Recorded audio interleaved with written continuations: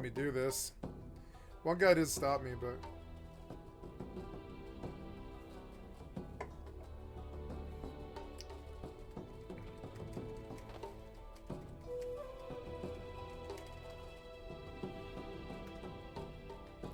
I can't take my screenshot yet because Steam needs to like restart, I think.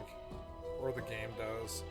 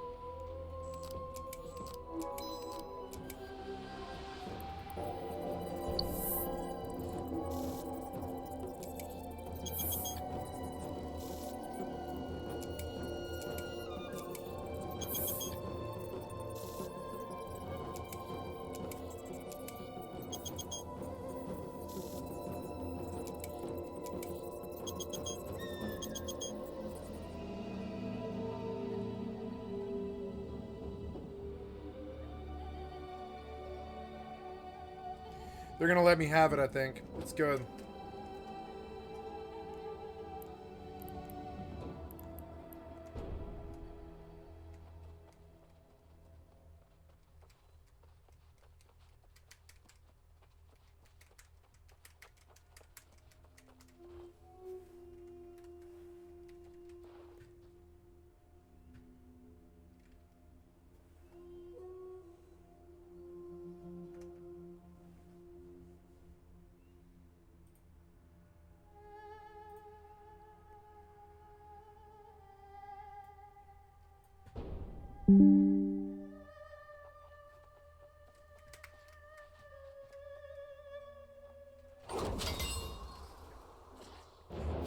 Faction tokens.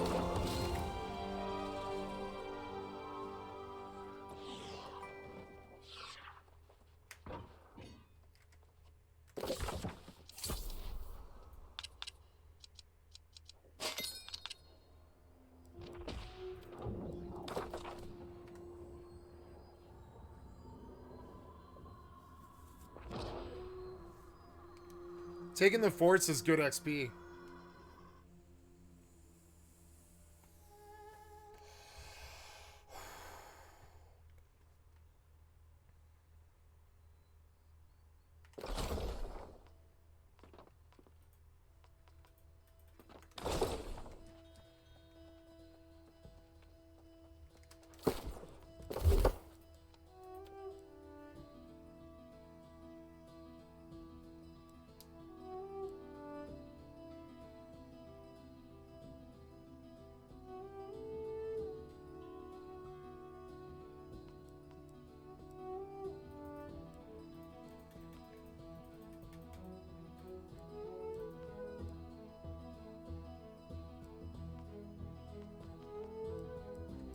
It's gonna get more expensive. So yeah, this gets me up in the PvP track, which is good. That'll get me gear that like will make it so that I don't die to these idiots. My money is down, like really down.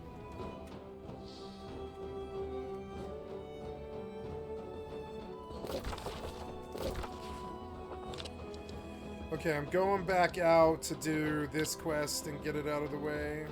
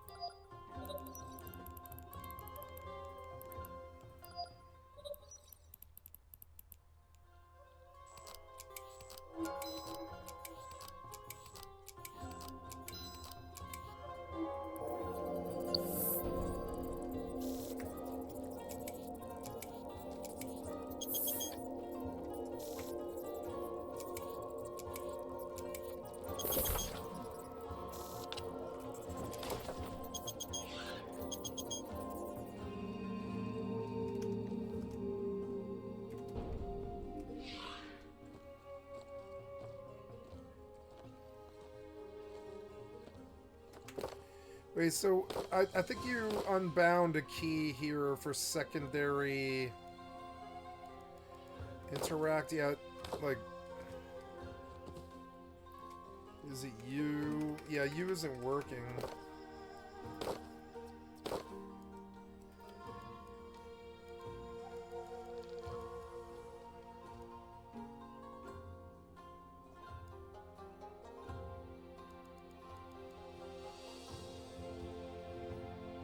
Toggle pop-up option.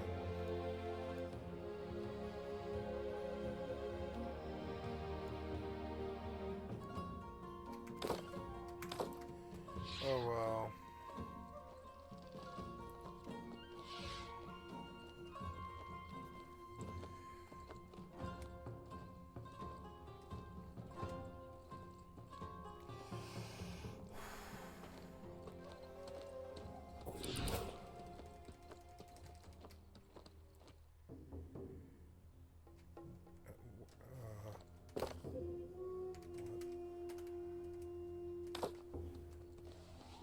What?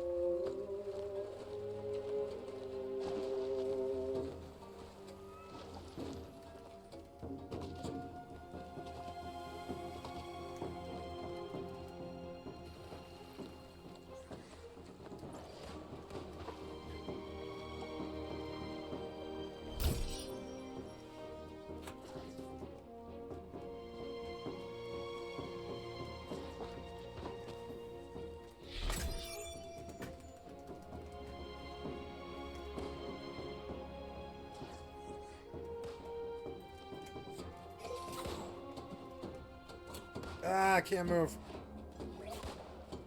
Ugh.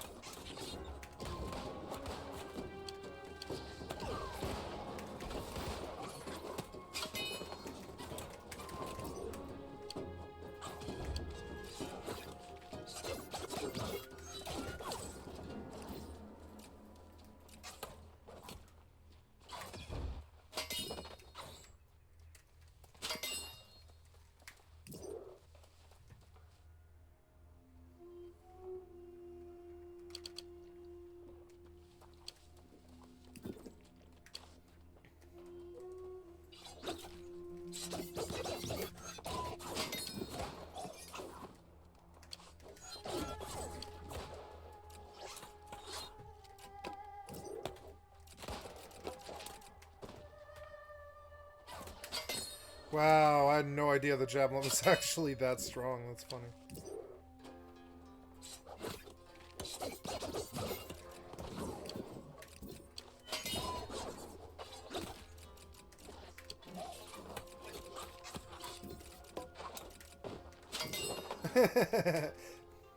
You know, I don't really like the, I don't really like that move very much. But I do like the sweep. And I like perforate.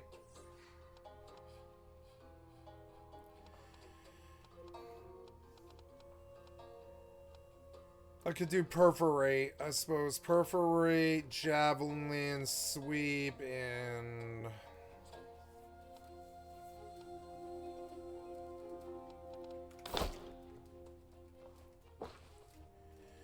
No, I think it's a good spec. Let's string beans. It was worth it. What's in there?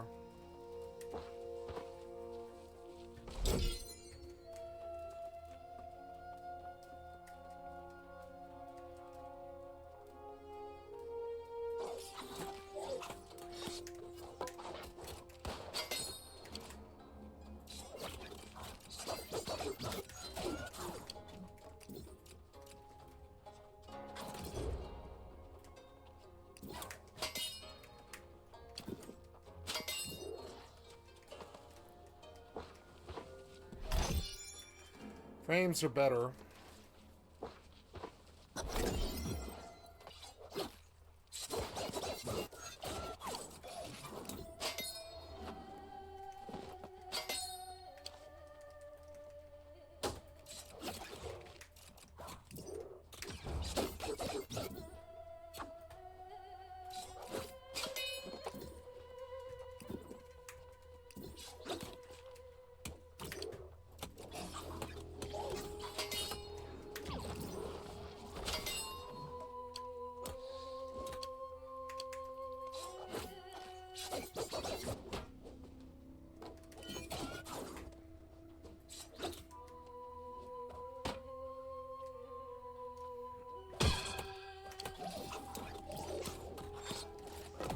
What? He like flipped down, did a whole bunch of damage instantly. Oh my god. I have to run back so far. That's so stupid. Run back. That's so stupid. I should put a tent down. These weapons kind of suck. Like rapier sort of sucks. It like kind of sucks. Like it's good, but like it's hard. It's a high skill set weapon. You have to like be good at it.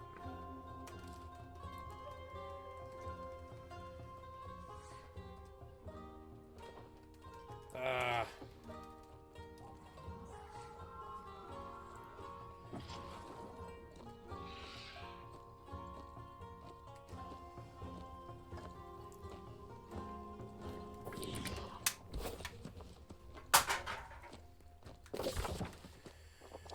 Alright. Back the fuck all the way the fuck back out there. Ooh, what's that? Is it Prisma Bloom? No, it's Void Bloom. Or Void Pitcher.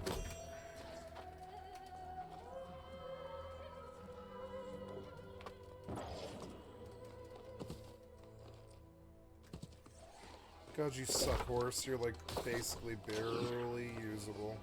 Let's see.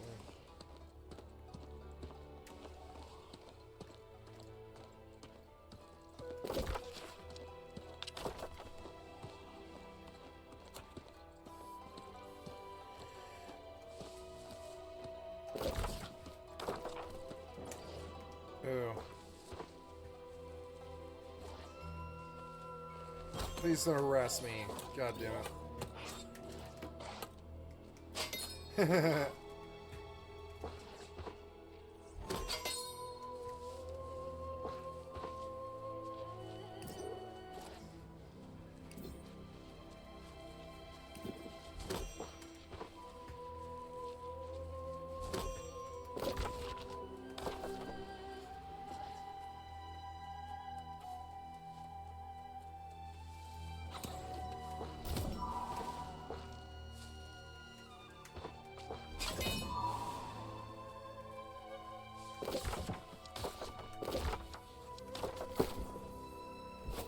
Oh, there's some money.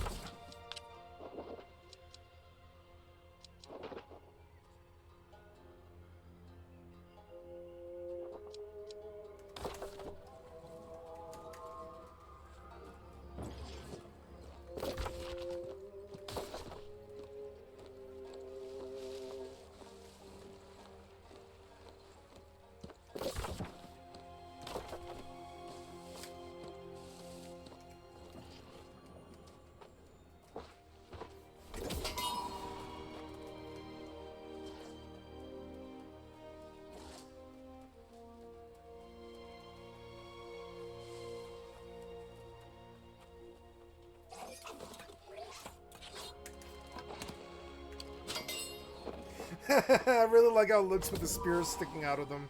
It's funny. Ooh. Floating spinefish.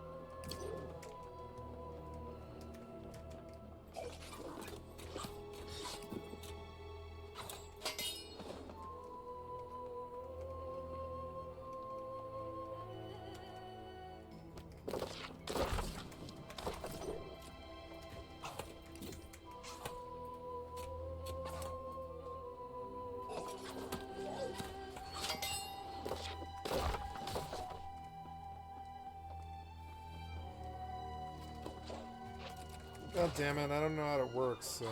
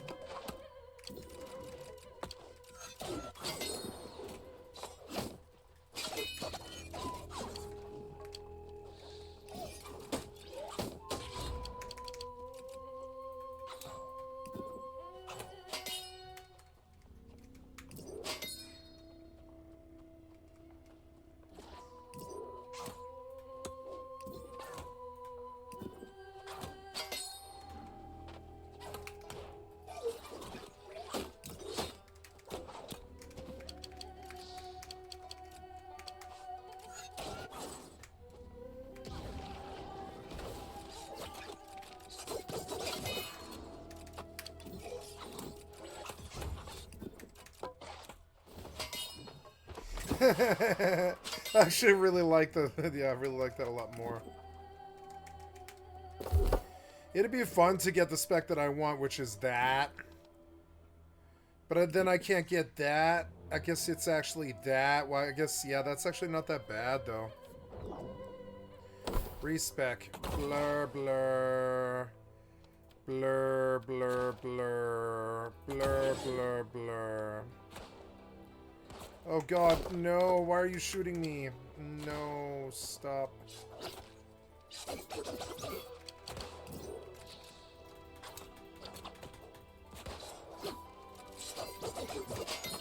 Oh, you're so annoying.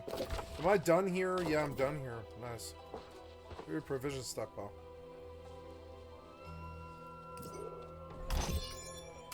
Very good. Oh my god, what was that? Move, move. What was that? Some dude shot me or whatever. There's a boar on me now. You fucking dick. Get off me. Or whatever, I'll just kill you.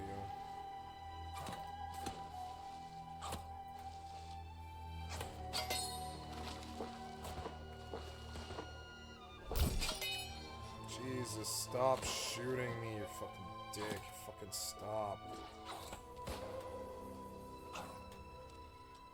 Stop you.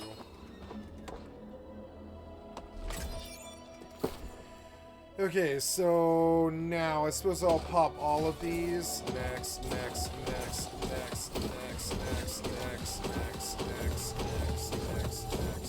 Go. Then,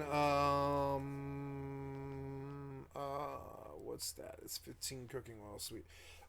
So what else? I am trying to upgrade available for spear. Nice, yeah, I'm aware. So maybe I do want that actually. Yeah, I do, I think. I want that. Yep, heavy attacks. Sweep,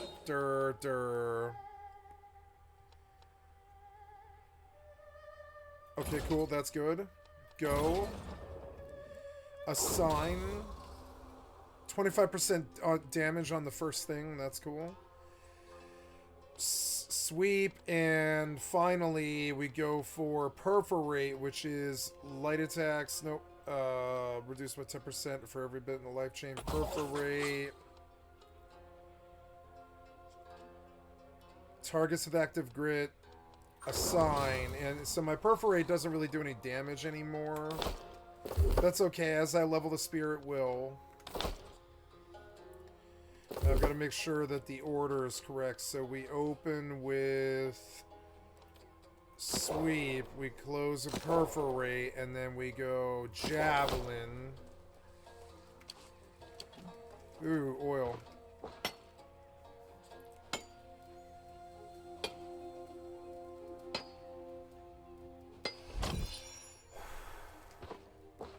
Ooh, that's good money. Yeah, I'm going north, I guess, to this thing. Gonna, do some copper ingots.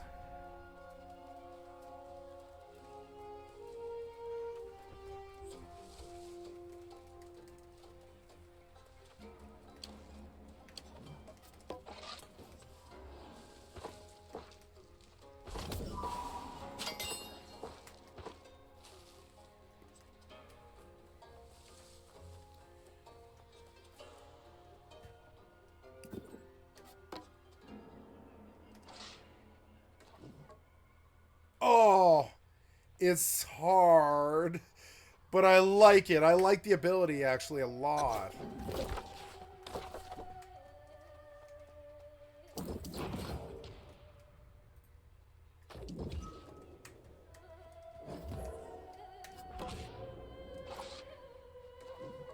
Oh, I almost hit him.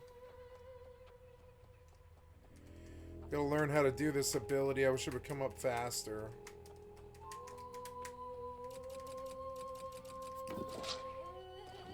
Too high.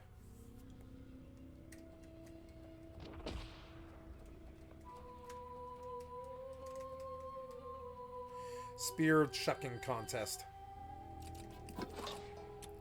Oh, I headshot him too. Man, by the time he gets back, it's up again, which is kind of funny. Oh, you fucking dick.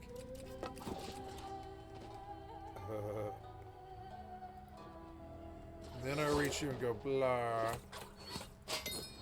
Yep.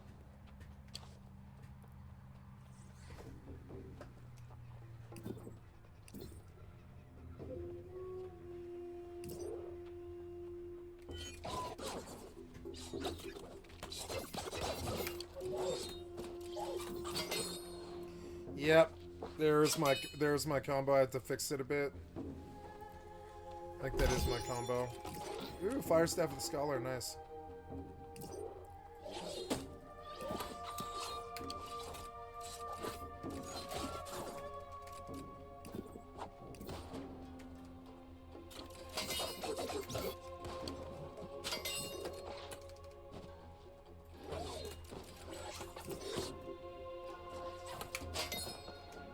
A lot of control.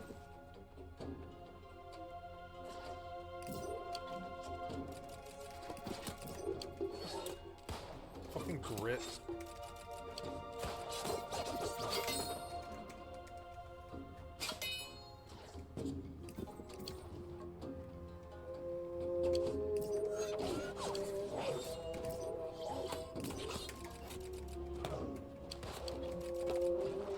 Oh.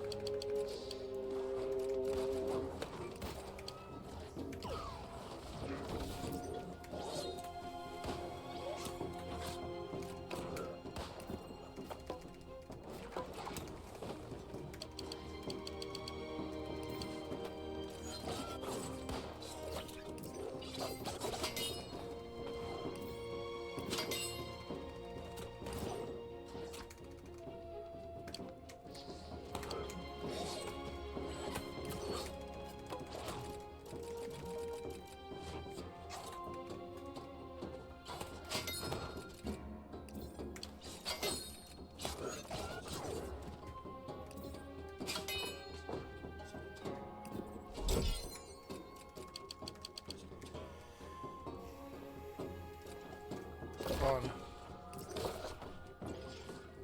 Game's genuinely fun. I've always thought that.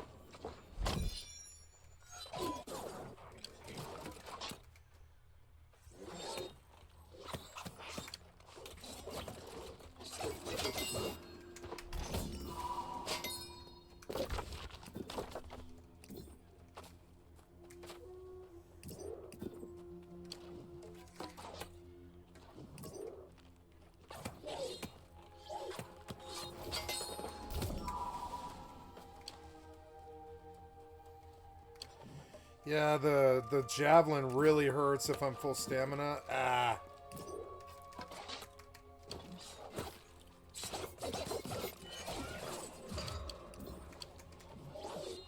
Damn it.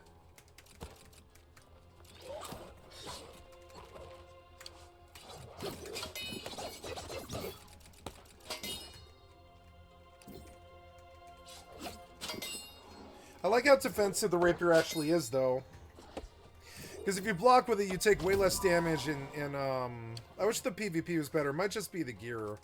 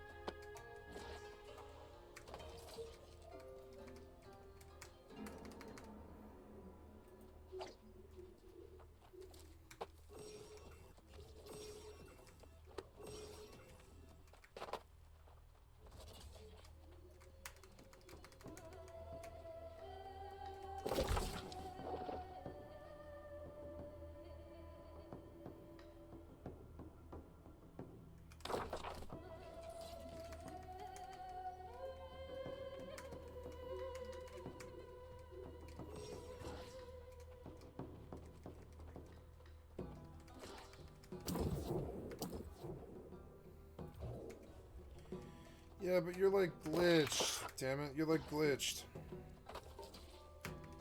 You're glitching, you're not letting me in. You're fucking annoying. Away with you. I'm gonna log this too for a second. And we're gonna log both of them. And then, gotta load you play. And then I wanna see I want to do New World again. I played for 1,300 hours. I must like this game. Yeah, I do like this game. It's a love-hate relationship. When they do the layers, it'll be cooler. Like, the town will be cooler.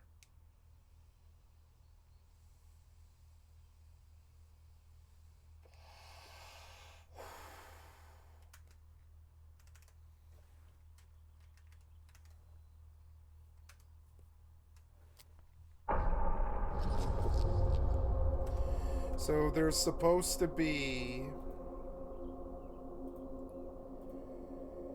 a...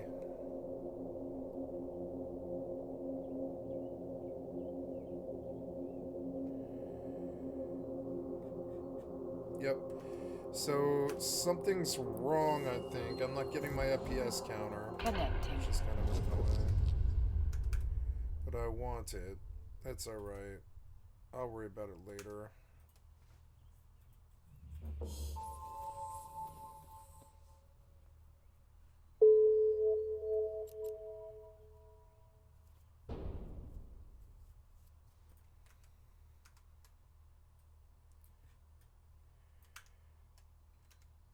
Okay, so...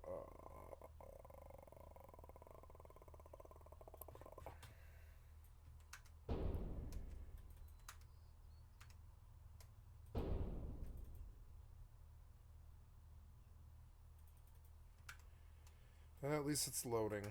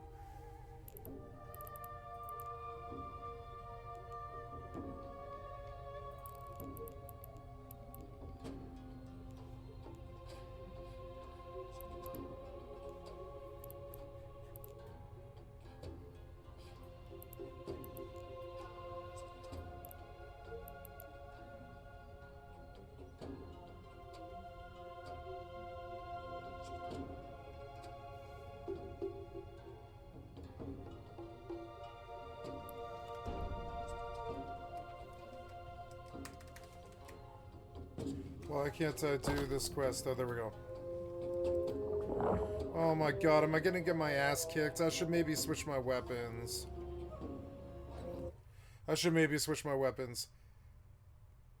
I mean, yeah, I can sword and flail this, like, easy. Well, let's see if I can do it with these crappy weapons. Who cares? I can't see his health bar. Oh, god. Ah, you're annoying. Oh. I'm just gonna let it bleed him out for a while, honestly. Oh. Just let it bleed. Oh. Okay, here we go.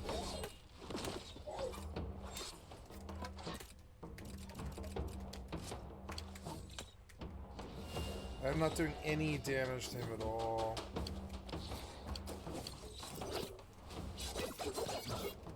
What's with his, like, shield or whatever? I don't really understand that. Is this it? Oh, protective talismans or whatever? Okay, I see, okay. Well, then I don't know. What do I do? Ah! Yeah, but you suck. You're, like, not taking any damage. What do you mean, more incense from above? What does he mean? Oh, never mind. There we go. There we go. Oh, God. He was... Oh, okay. I see what you're saying. Okay. Well, I didn't know. Whatever. Just get those.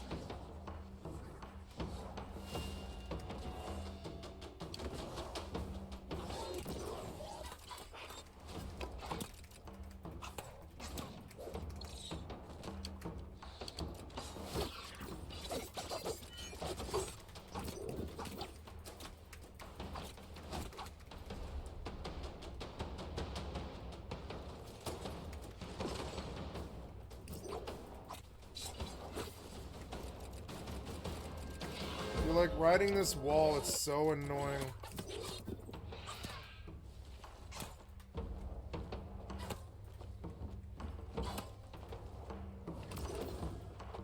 There, he's lower now, that's good.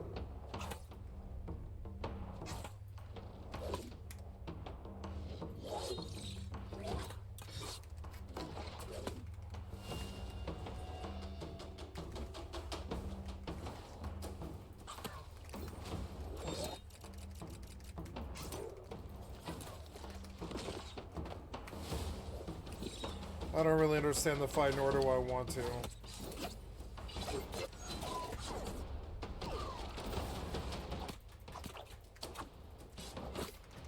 I just want it to be over. Those stupid bosses are so dumb.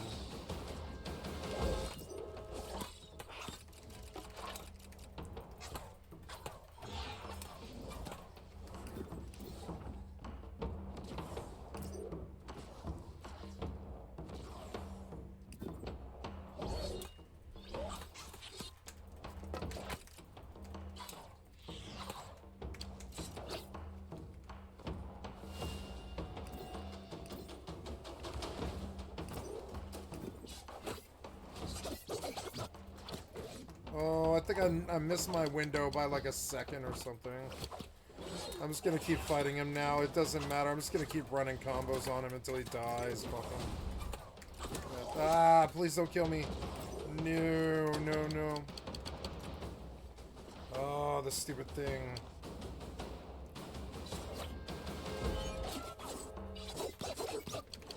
God damn it, you're annoying.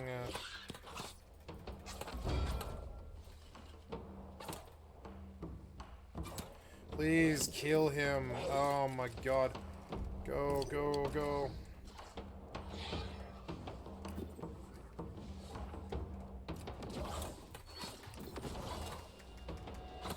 Please kill him. It's a dumb fight. It's so annoying. Why didn't you do anything? You're so annoying.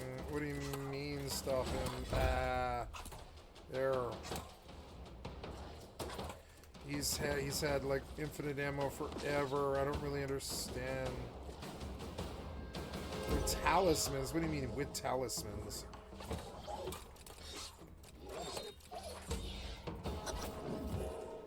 Okay, there we go.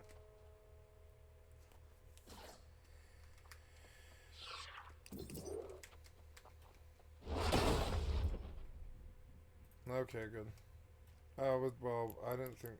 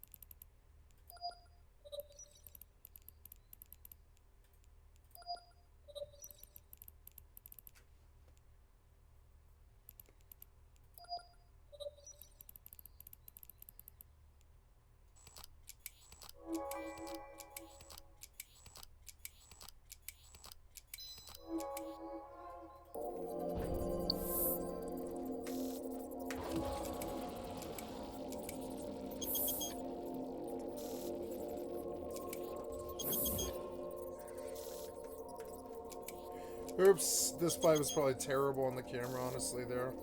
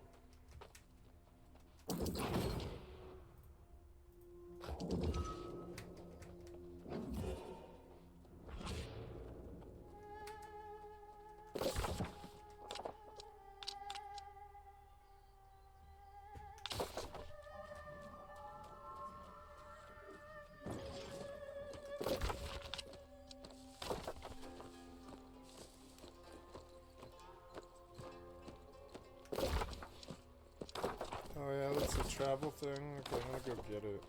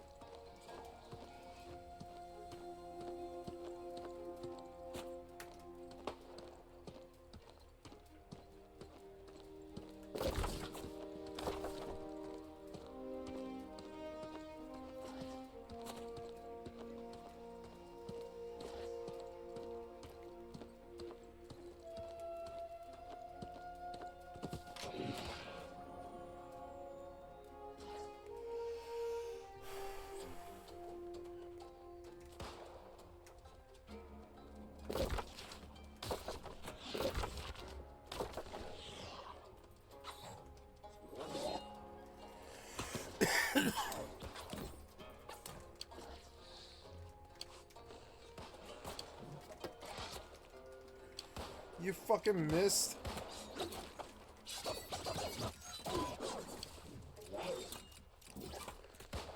You were gritted, you son of a bitch. Die.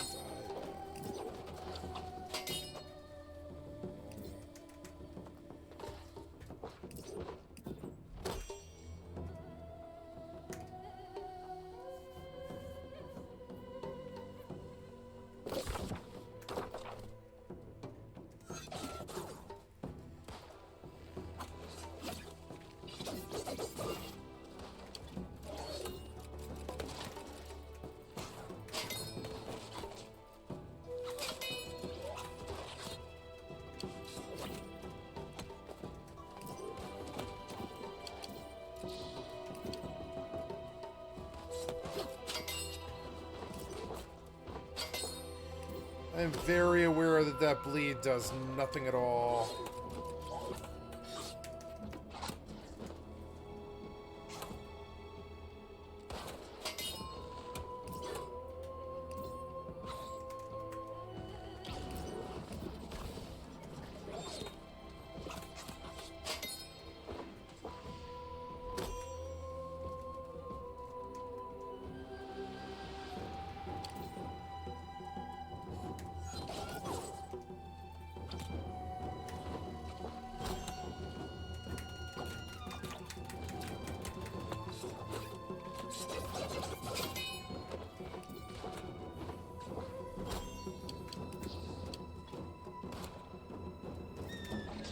Oh my god.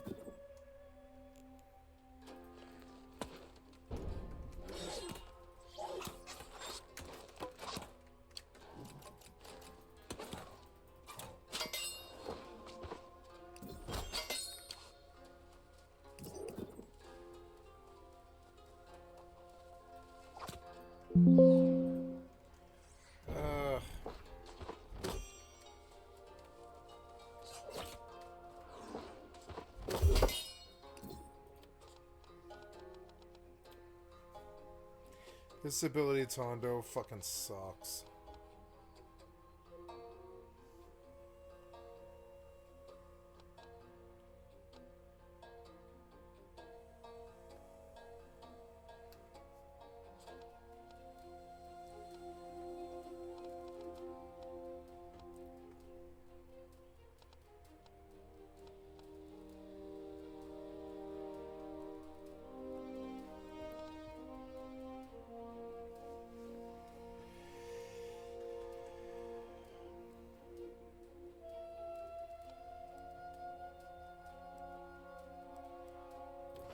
Tondo fucking sucks. It does like no damage.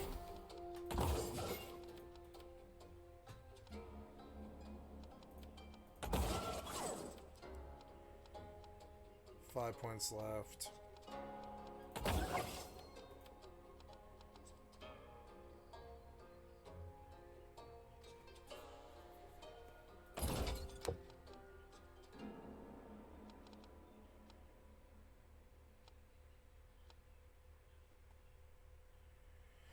Crushing Strikes is actually super good.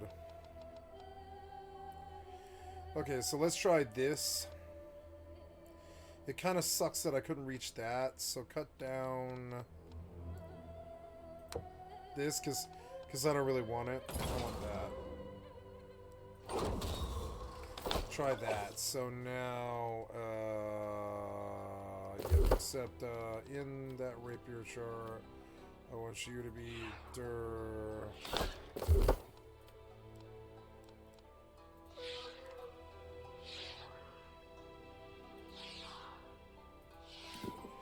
God damn it, the cooldowns are long in this.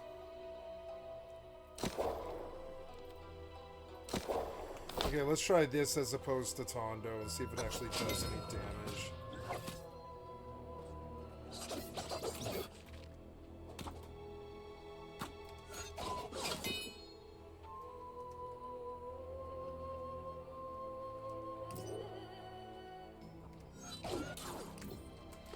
Oops.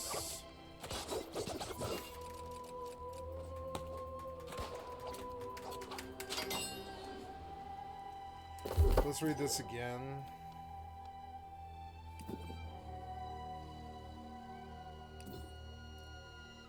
Okay, so I didn't finish, and that's the whole hard part of it, really? Oh, yeah, okay, here we go. Somer, nice. I have, like, no buffs, which is a bad deal here. Ah, damn it.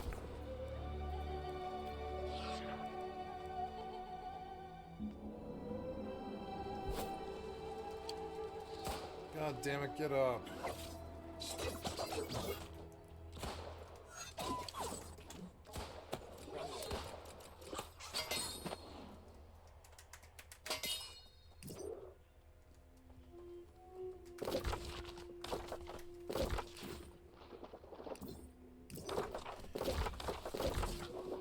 I'm gonna go outside of this monument over here and drop like a tent in case I die. If I aggro like 50 mobs or something.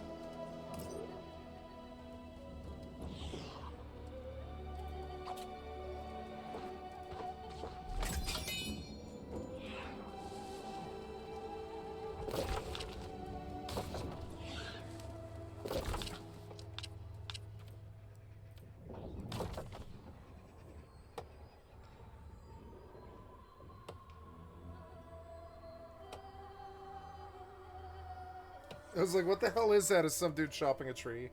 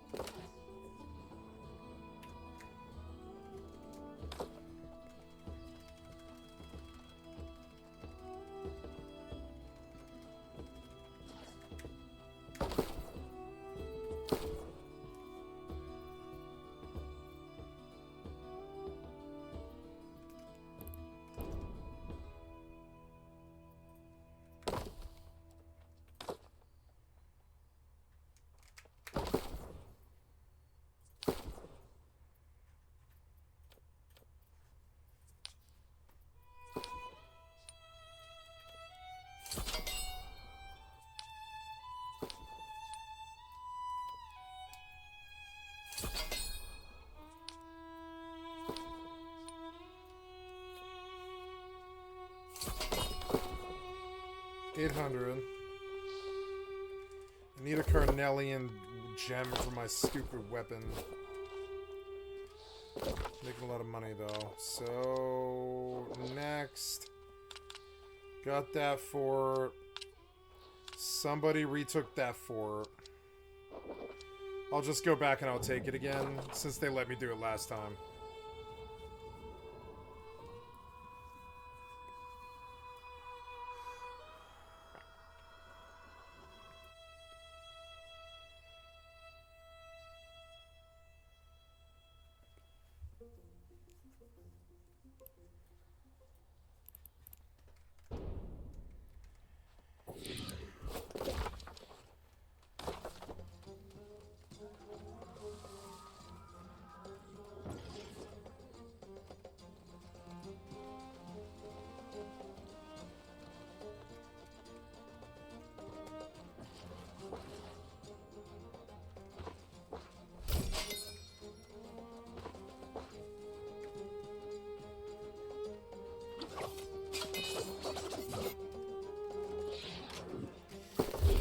I don't think I like this attack either.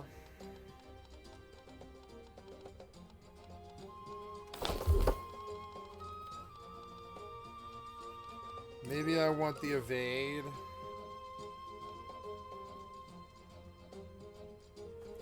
Okay, so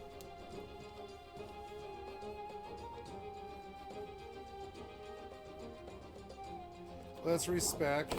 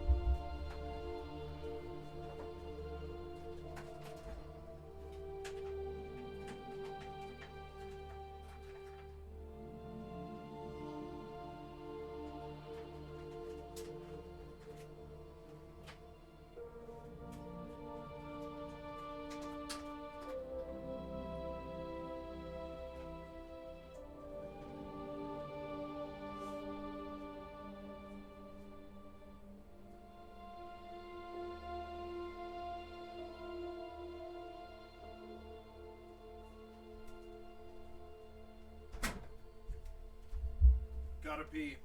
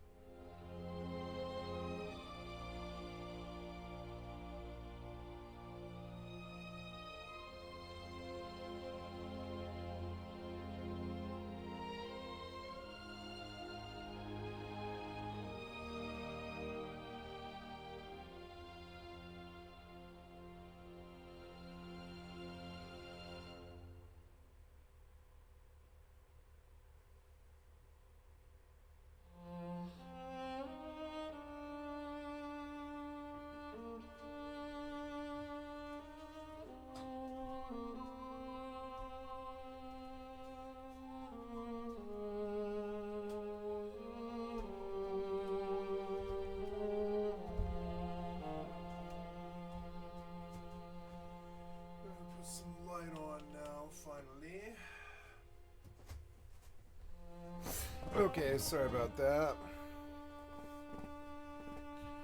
Okay, let's play some more New World, yeah.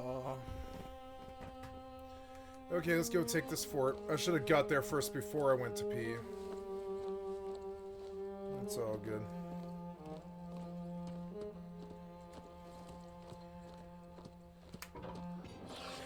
Oh no, I can't recap it again for an hour. Okay, I see. So, never mind. I'm gonna start being a faction warfare guy.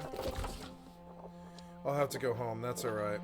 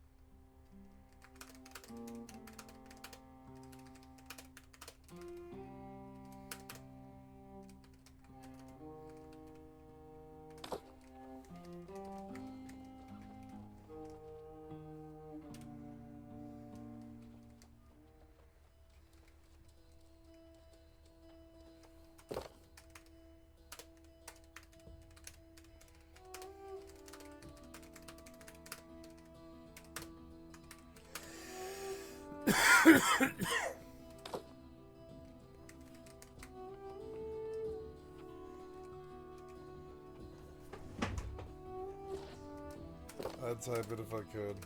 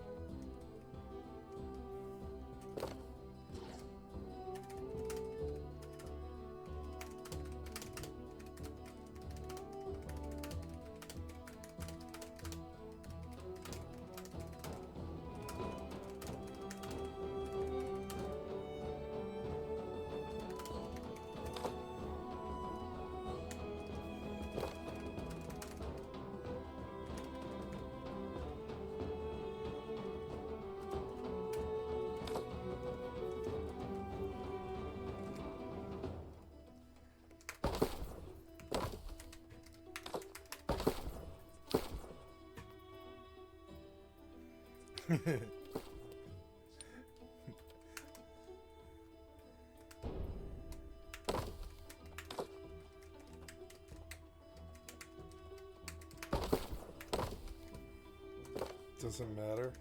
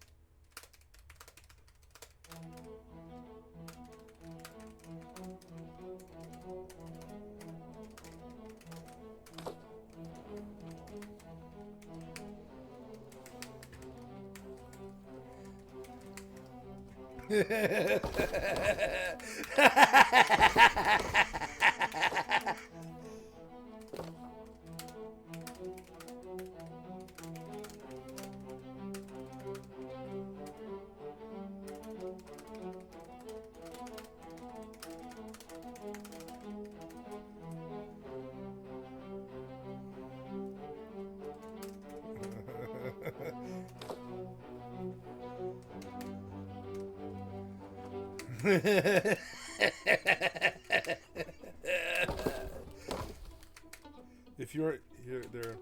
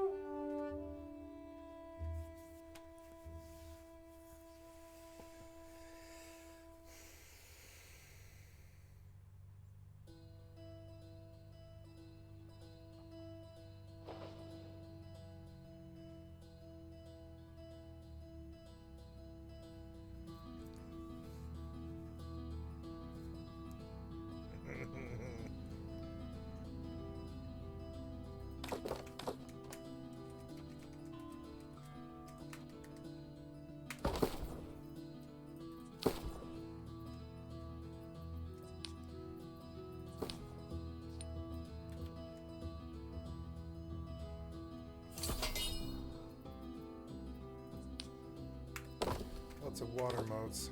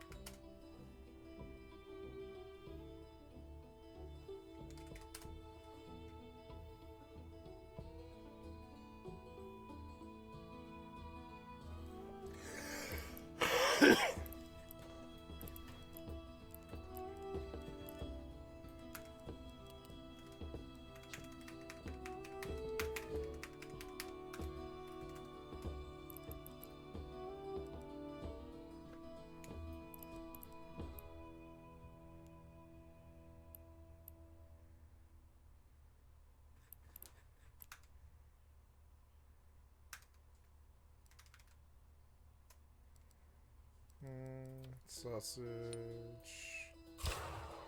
Paprika. Gamey, pork, paprika, sugar, gross sugar and pork. Sure, give me some, like, barbecue pork.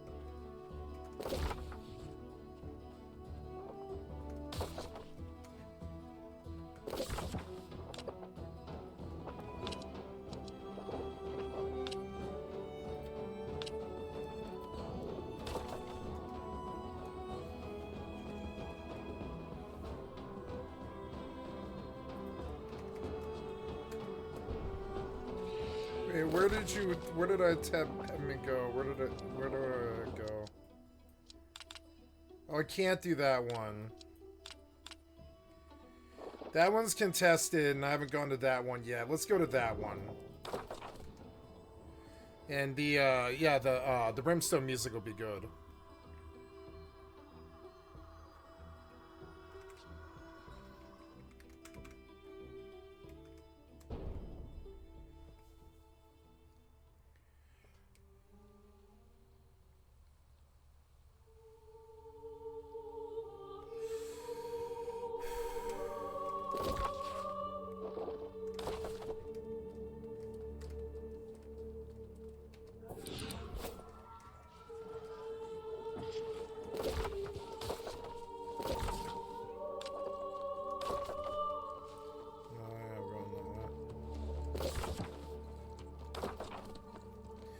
Shit, was that guy going where I'm going?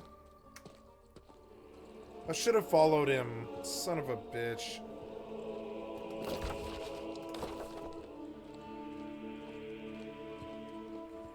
He is going where I'm going. God damn it. Yo.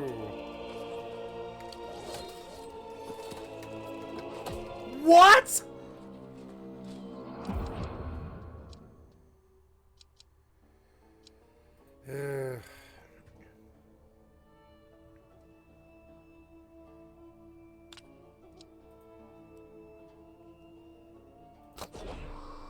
So this guy wants the fort or something? I don't know what he wants.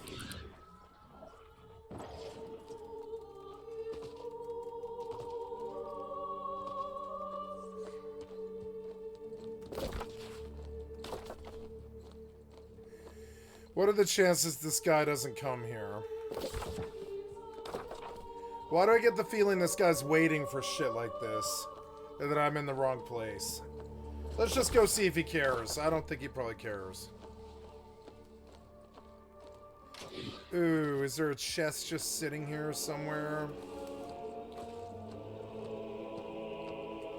Oh, some of those mobs are so nasty.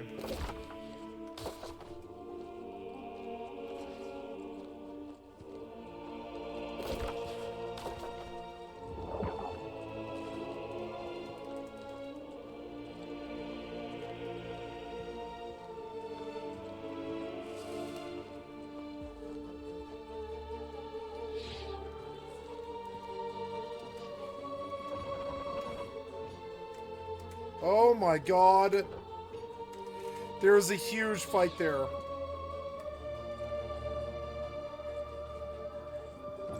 Never mind, I didn't want this at all.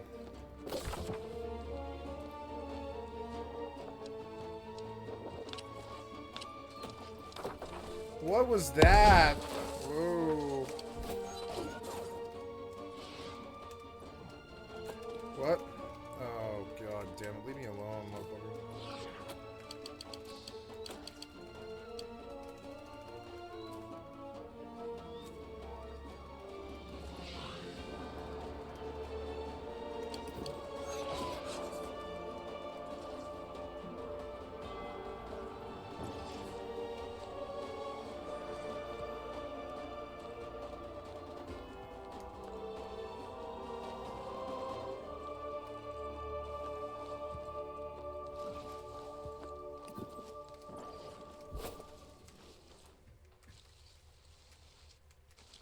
Fucking idiot.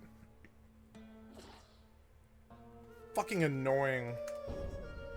I need like some kind of spawn here, like right here. Fuck, I don't have it, do I? Knock over a tree. Go, go, go. Oh god damn it. Chop, chop, chop. Go, go, go. Herbs, go, go. Hurry you. Go, go.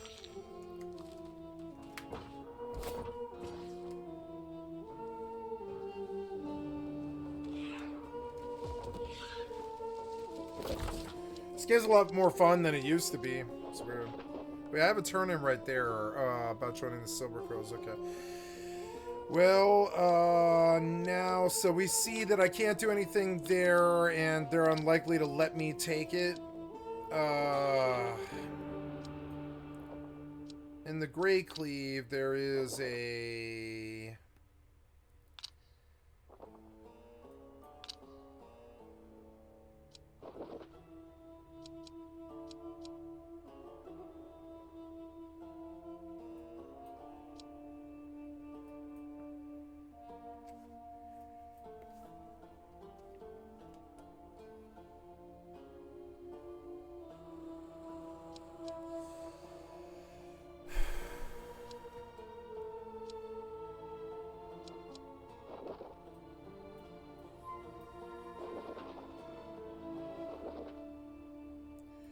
So, I wish to go to a fort. I guess there isn't one in that zone, but there, I can take that one.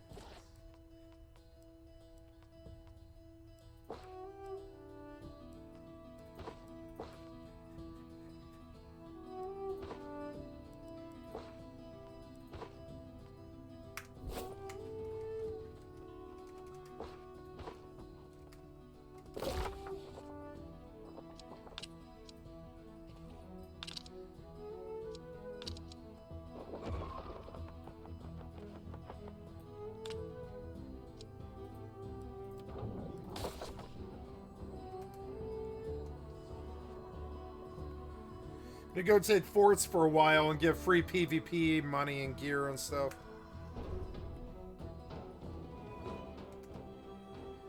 Oh, I should look and see if my so I have rewards, right? And yeah, PvP scoundrel, the Hellion Beast, PvP Maestro, minimum 680 gear score. Champion housing items, upgraded Devastator trinkets. Okay.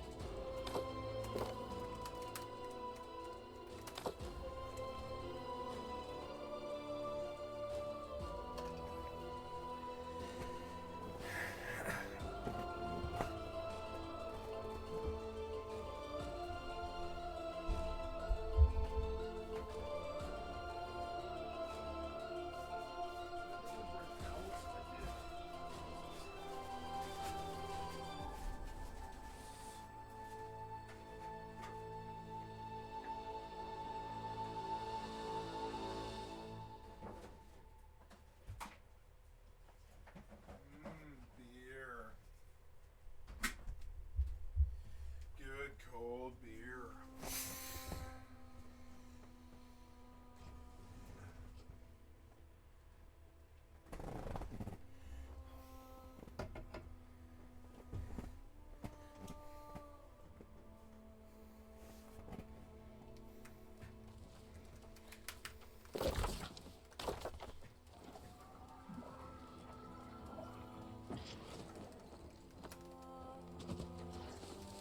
Counts.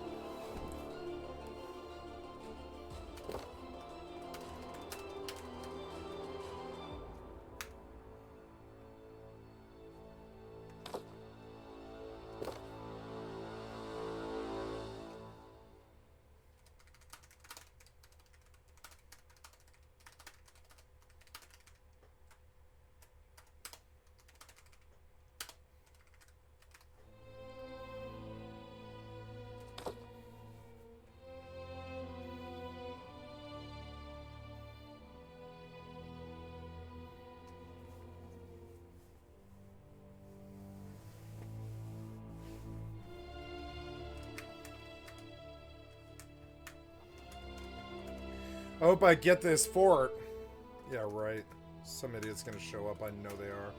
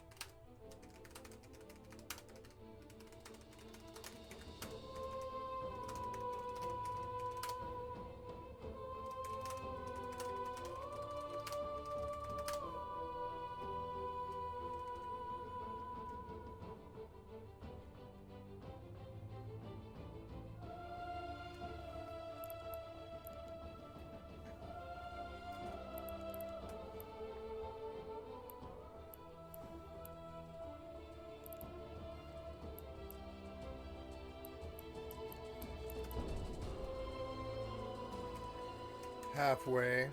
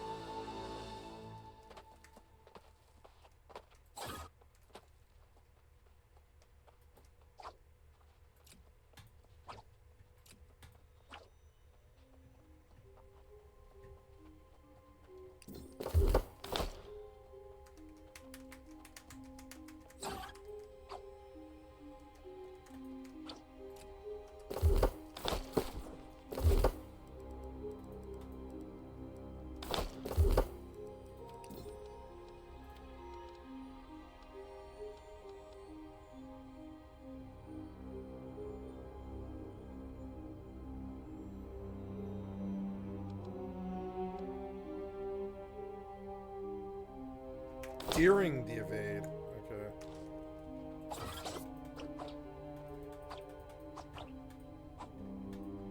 Okay. Okay.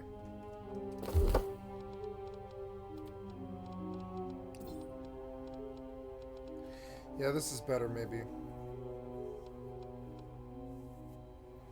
Oh, cool, and it just like, oh, cool, okay.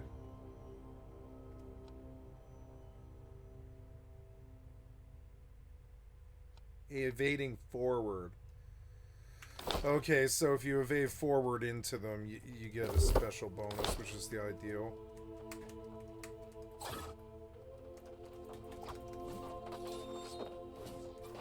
Hi, guys.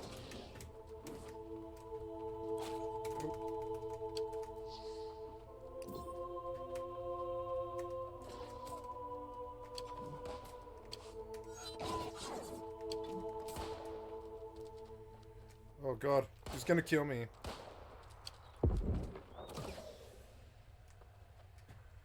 Not dying to this idiot.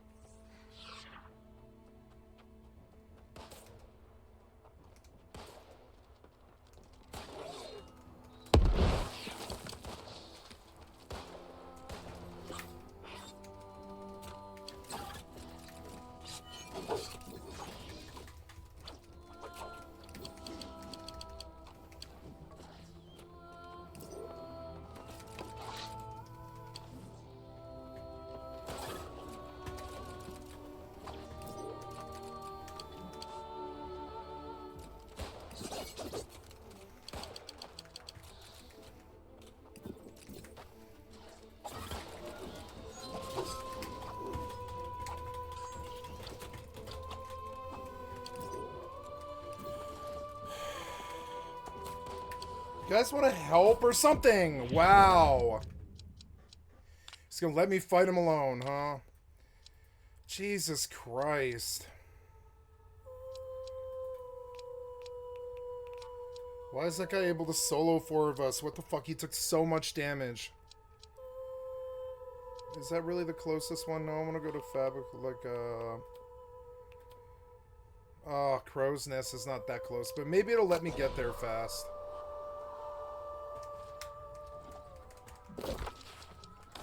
That was annoying as hell. If they had just helped me, it would have been over. But no, I gotta duel this fucking idiot by myself with weapons that aren't even, like, leveled or anything. I went the wrong way at the Crow's Nest, I think. See, I can't climb the mountain that direction. I can't. So, I don't know. Like, yep, it appears that some idiot ruined my time there. Go see if the other base can be taken.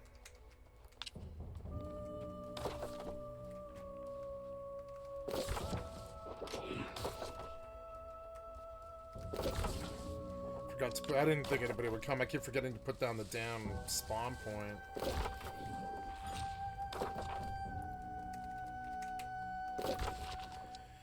Okay, so... I don't know. I'll go back to that, yeah.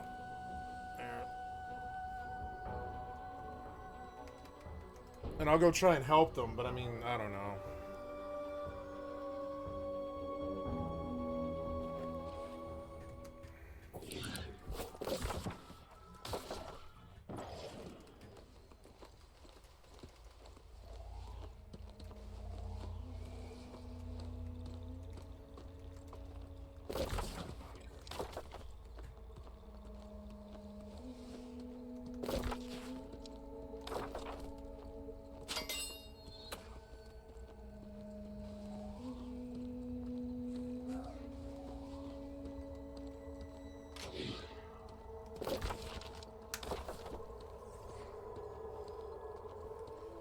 It's true, but what is the point of saying it?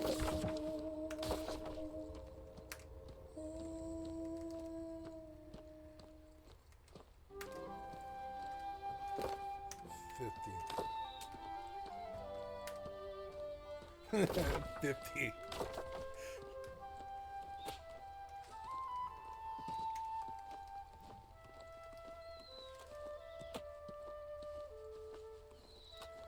Gotta put my damn bed down so I don't fucking run all over the goddamn place. Wow, did they just retake it? Like, all these idiots are like responding now. It's so annoying. Here, that helped me. Like, I think I can get closer, but not much closer. It's stupid. Where does the monument begin? I don't know. It won't let me, will it? Oh, that is the spawn. That is the spawn. Son of a bitch. I'll just go back to it. It's fine.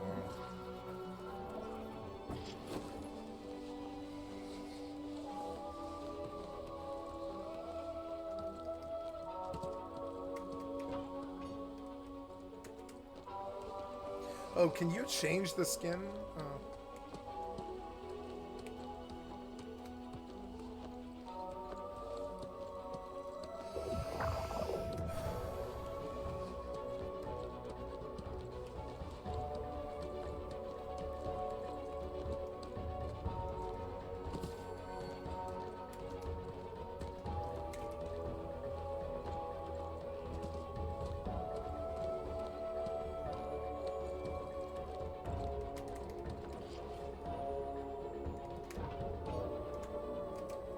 Oh dear God, there's 7 enemies. Leave. Leave. Go, go, leave, leave, leave, leave, leave, leave, leave. They probably saw me. Get out. Go. Hide. They'll never see me here.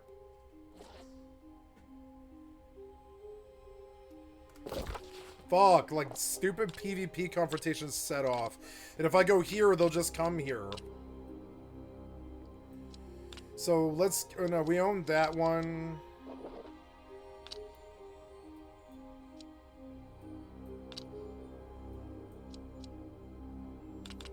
We own that one. I took that one. I could take that one. Let's go to that one. So...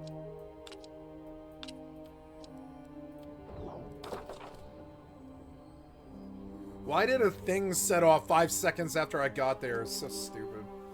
Whatever. I'm not gonna try and one blob 5 people. Modern PvP is garbage. Most of the time it's like that. It's stupid. I wish it was like Fortnite. I wish it would be a little bit better. Like, this could be like Fortnite, but it's like, I don't know.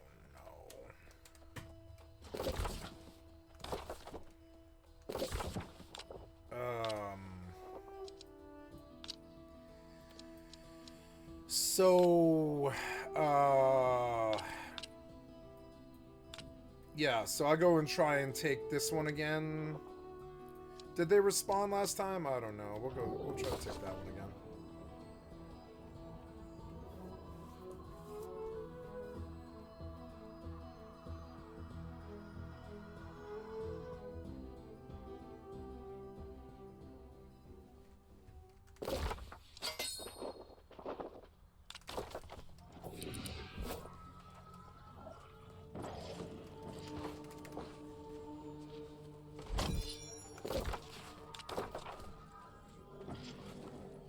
It's a New World Day, apparently, which I don't mind. I like New World.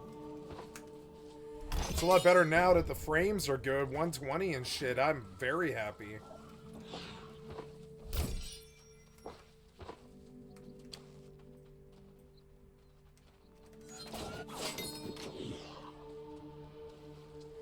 I forgot that I can do this. I can just fucking, like, one-shot these things. Get rep and standing and season XP and all this. Sometimes I could actually use it to speed up, actually.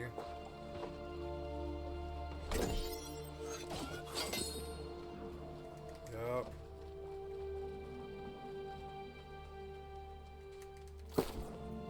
$694.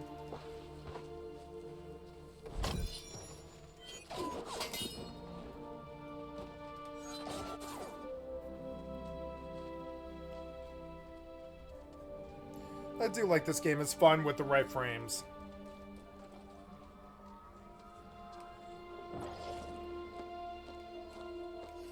See, ain't nobody want to come out this far, so but I do. I want the fort, and I want the fort that they don't want to come to. So yeah, but I'm like not at a monument though. Like I'm not at a monument.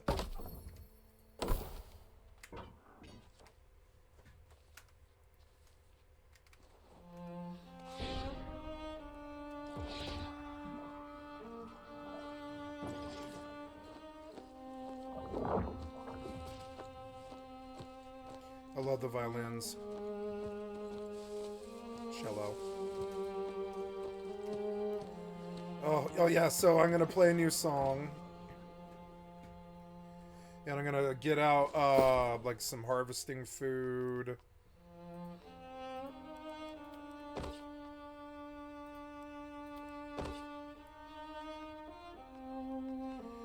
Proficiency potion. And I'll pull out my second set. And, oh wait, yeah, is that right? Oh yeah, there's a Void Gauntlet? You have a Void Gauntlet on, really? Well, I mean, yeah, that works, I suppose. Yeah, I mean, yeah, they both work, yeah. I'm used to life staff, yeah. I mean, I guess that works, yeah. What's my life staff at? It's at 6. Oh yeah, because I'm leveling weapons with it. Right, I level weapons with it, and the Void Staff. Oh, cool, yeah. Oh, yeah, and I get the blade and stuff. Yeah, cool. Okay, well, anyway, so now I want to play a song.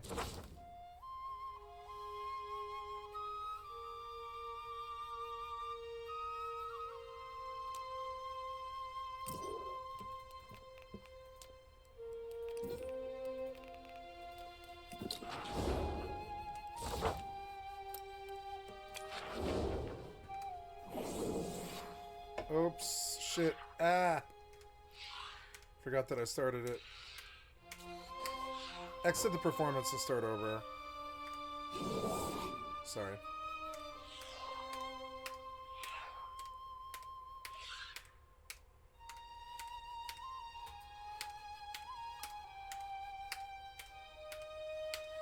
Oh no, is that an enemy? Are you gonna kill me?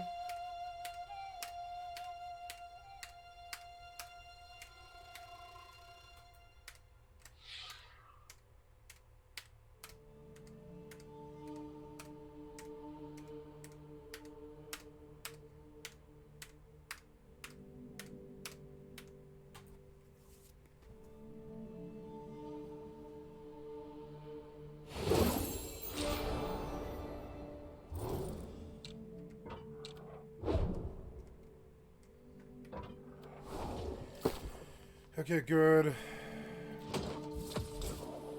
Now I'm looking for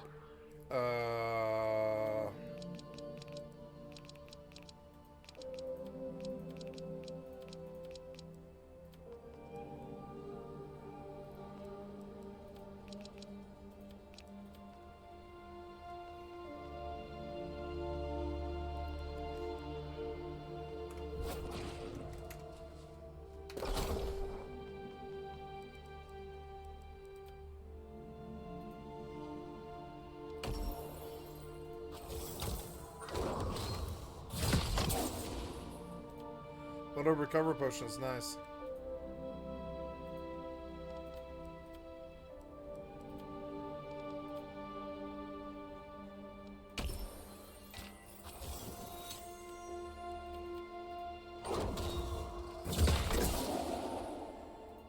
Two flower firework, okay.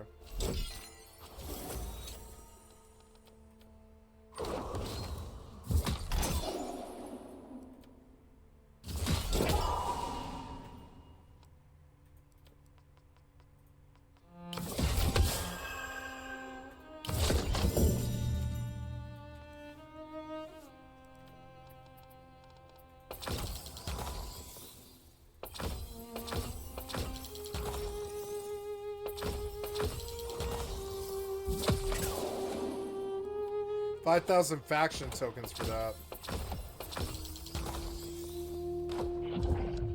Oh, I got killed. Okay, well. Did I put the tent down? I don't know.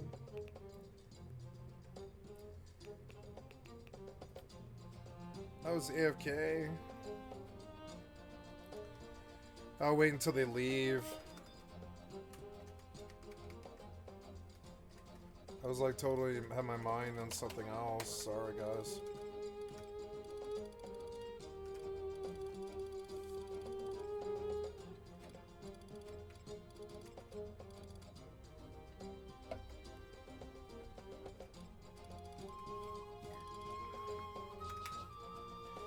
All that copper ingot's got to go to an alt.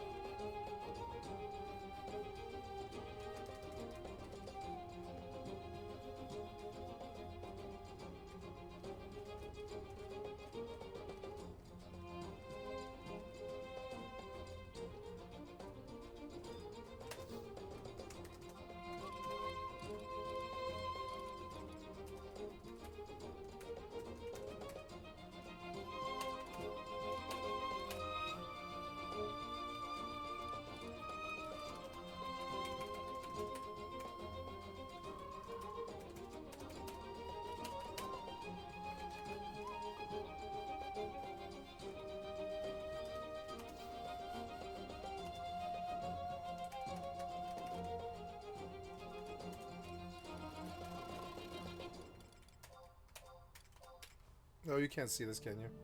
I'm sorry, there we go. I'm just ignoring them because it seems like they're showing up wherever I am, which is kind of annoying.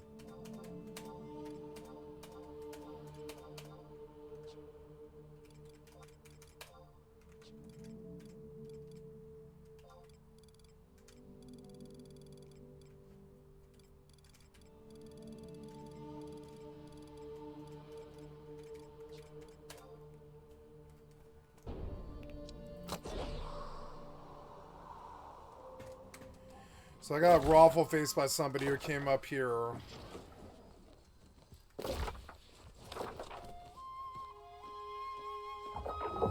We'll see if they're actually holding this or not.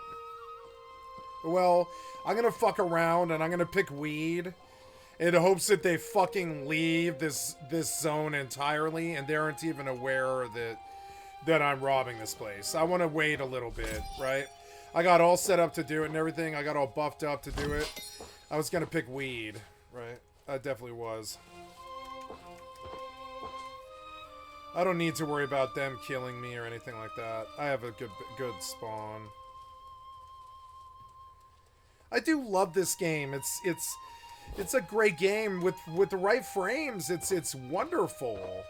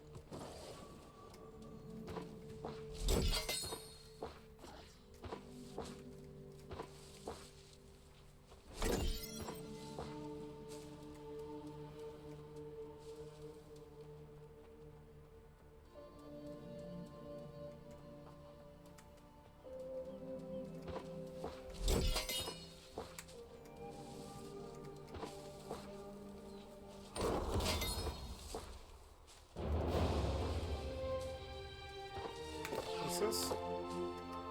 Oh, okay. I went to up a level, I guess, in herbalism or whatever it is. Cool. Oh, I'm getting loot for that, which is nice. Nice, all my potions are gonna come from quests and stuff, which is nice. So, close. Nice, yep. So what did I pick up here? It was like a lot of health potions. These should go with these, shouldn't they? Yep, and then... Oh, yeah.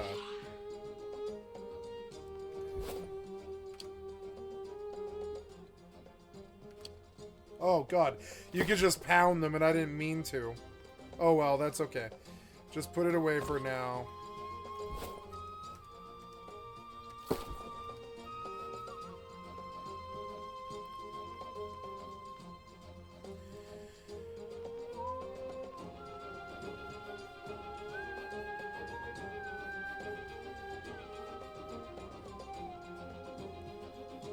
Where is the goddamn water? What happened to it? It's like gone. I don't know why.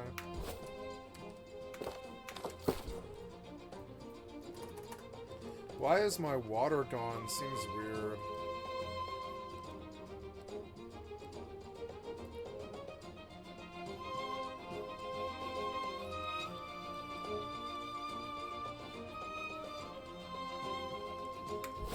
Alright, anyways.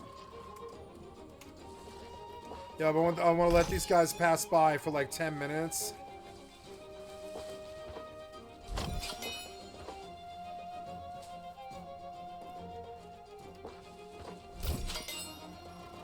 I'll just pick weed while I wait for them to leave or whatever, like fully leave this area. I'll get all the weed in the area because it's good money. It'll help me buy gems and stuff to get stronger.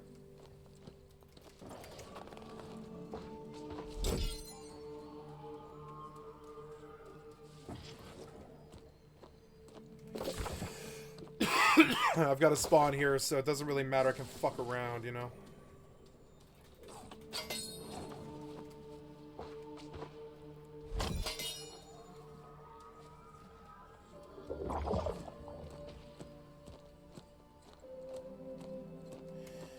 Fun to play an MMO all day. I haven't really done that in a while. Just mindlessly grind.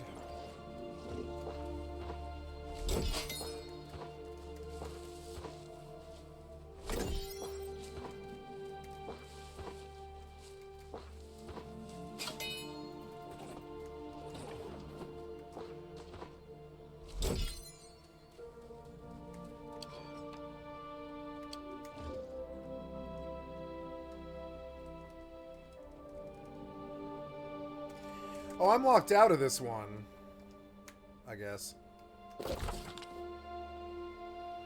Oh, I guess I did this one. Okay, so... Oh, did I come to the wrong one? I don't know. So... Teleport me out, I guess. Yeah, recall the house. Yeah, that's fun.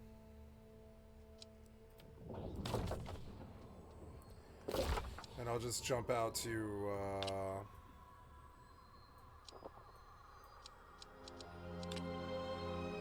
that one.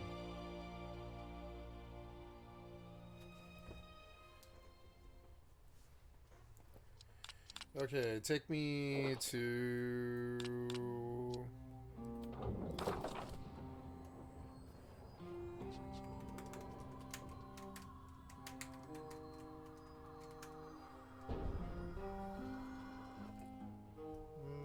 I want a gluten-free chip.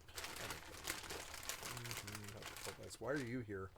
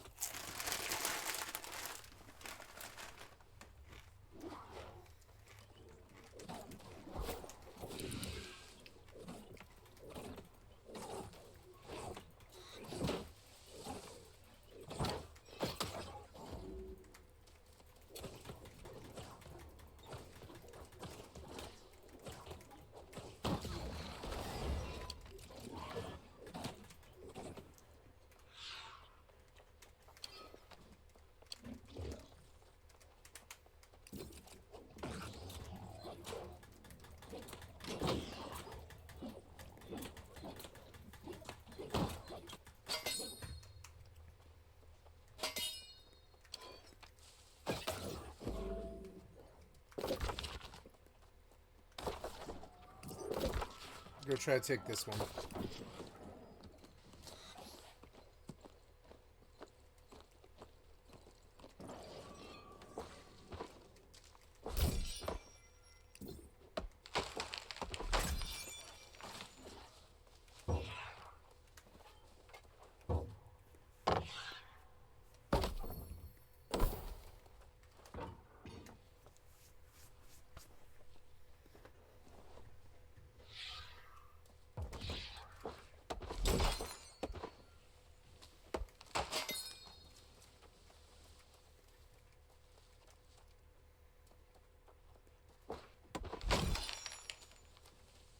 Salami banana. I want more money. Banana. Money. Banana. Money. Banana. Banana now. Banana money now. Ugh. You are annoying, you.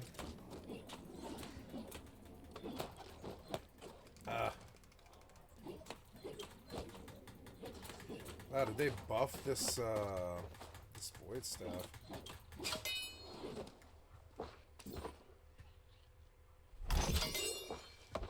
Because it's strong.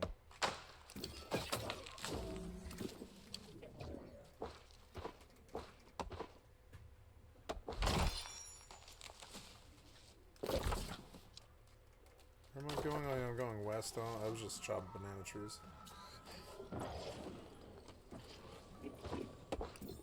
Ooh, what's that? Star metal.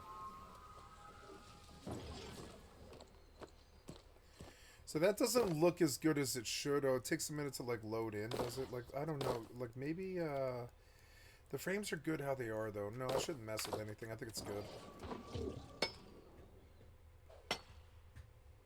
Just took a minute for it to like come in.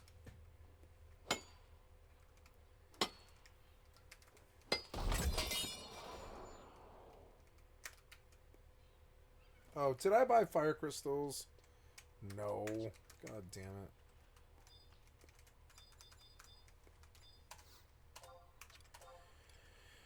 Crystals of fire. Crystals of fire. Load, damn it, load. You're taking slower and slower each day, I swear to God. 800. Can we swing 800? Will you sell it to me for that cheap?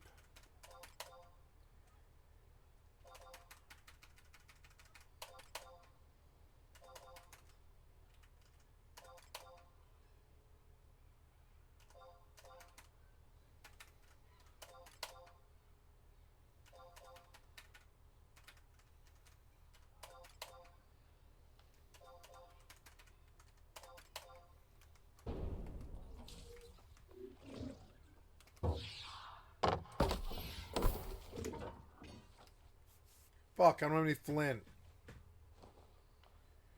God, I need flint. Like a lot of flint. Flint, I need it. Flint, where's some flint? There's some flint, I think. Maybe. There was no flint here. I need flint. Oh, no. Where's flint? I don't see any. Well, I'll have to just keep running until I see it. Might have to go back somewhere because I don't. I've seen. I've had this problem before.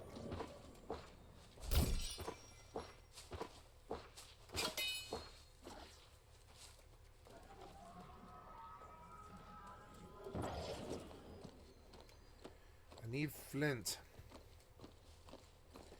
Buffalo seems like good target.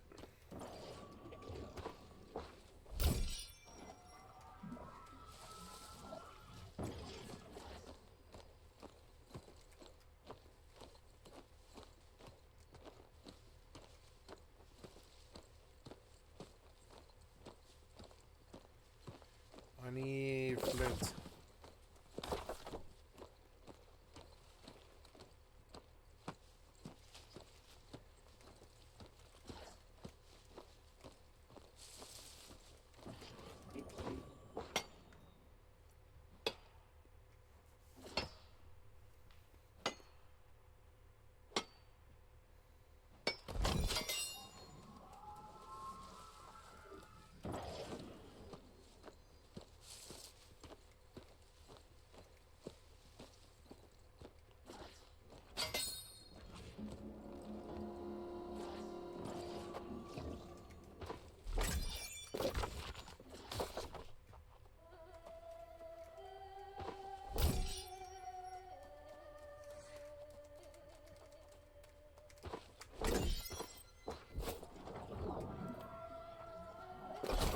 Earned a free stamp.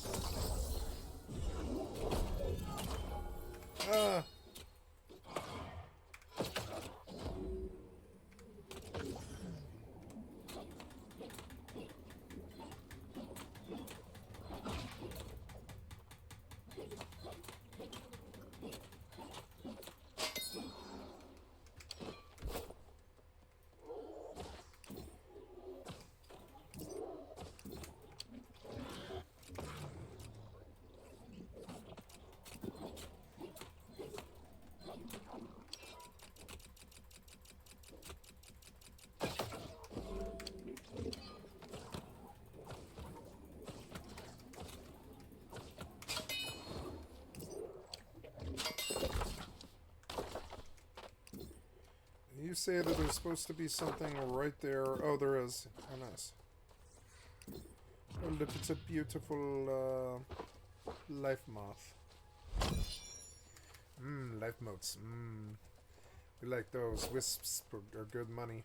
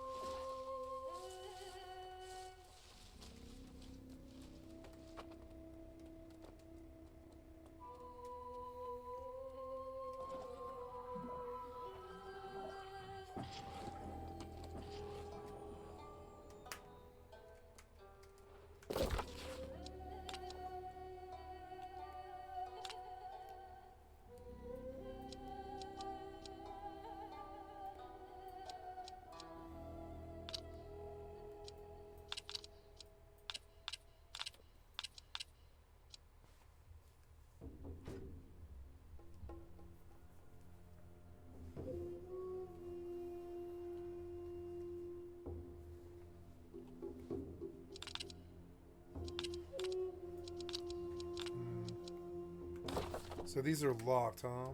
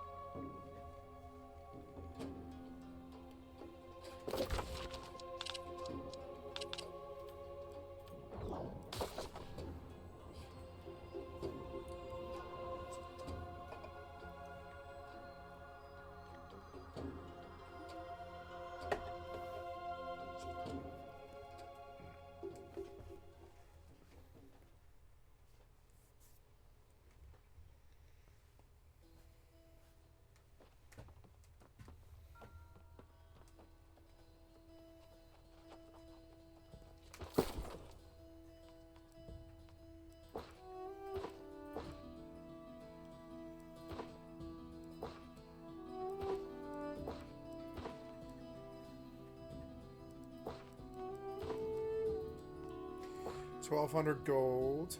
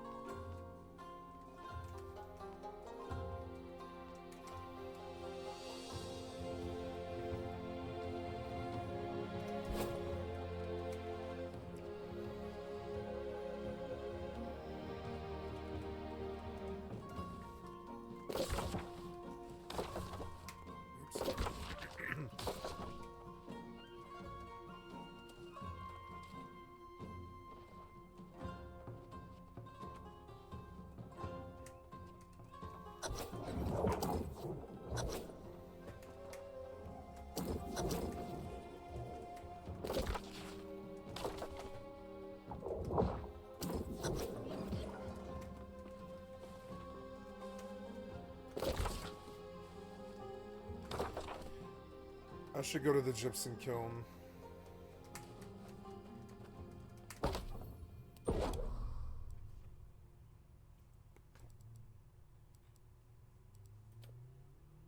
$20 gypsum orbs.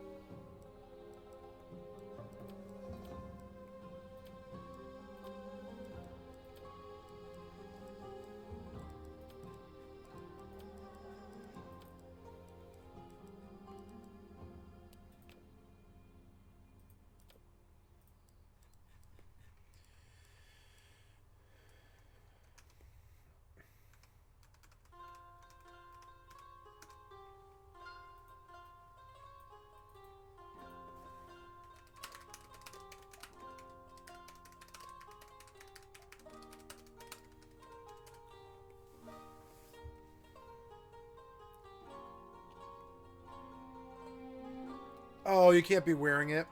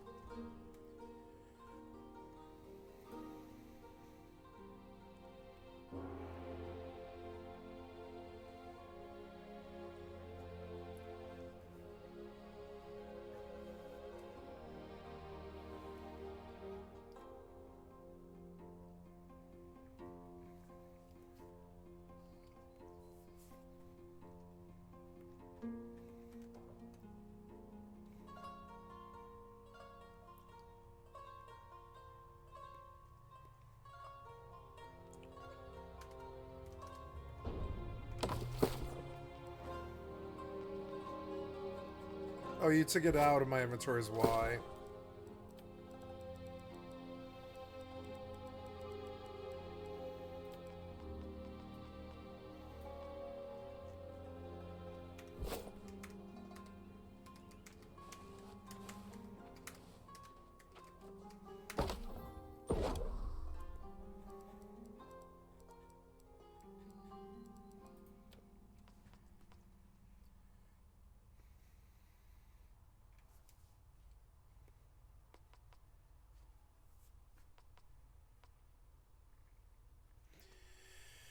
A chromatic seal and an armor matrix. So I guess I need to go look at that. Chromatic seal and armor matrix. I see what it wants now at least. But let's go do this thing that I came to do.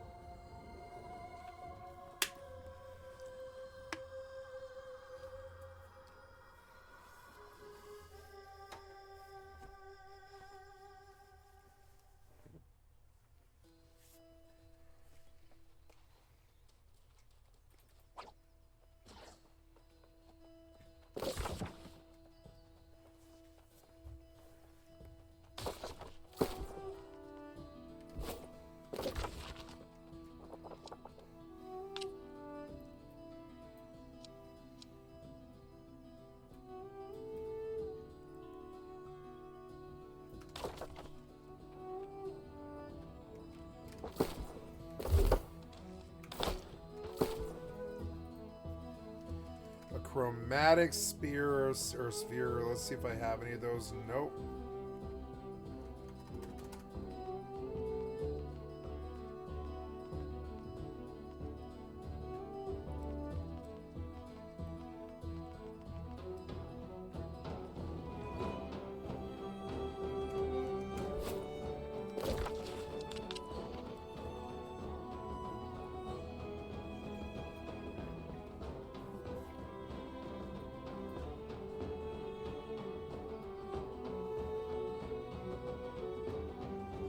How does this town not have a damn gypsum kiln?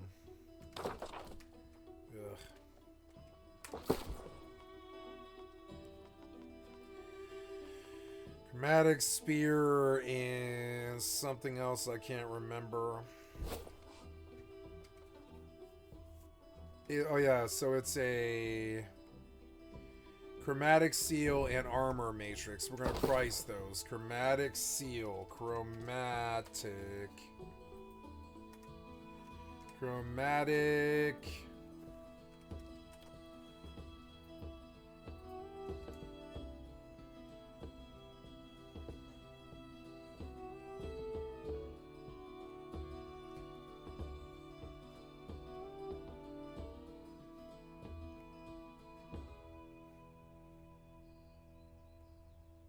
Oh, it's BOP.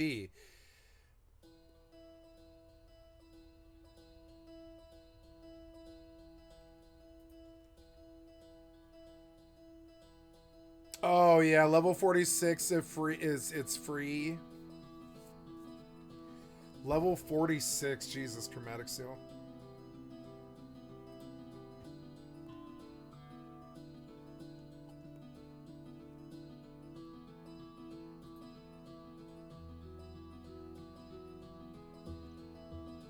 Oh wow, you have to go all the way to level 99.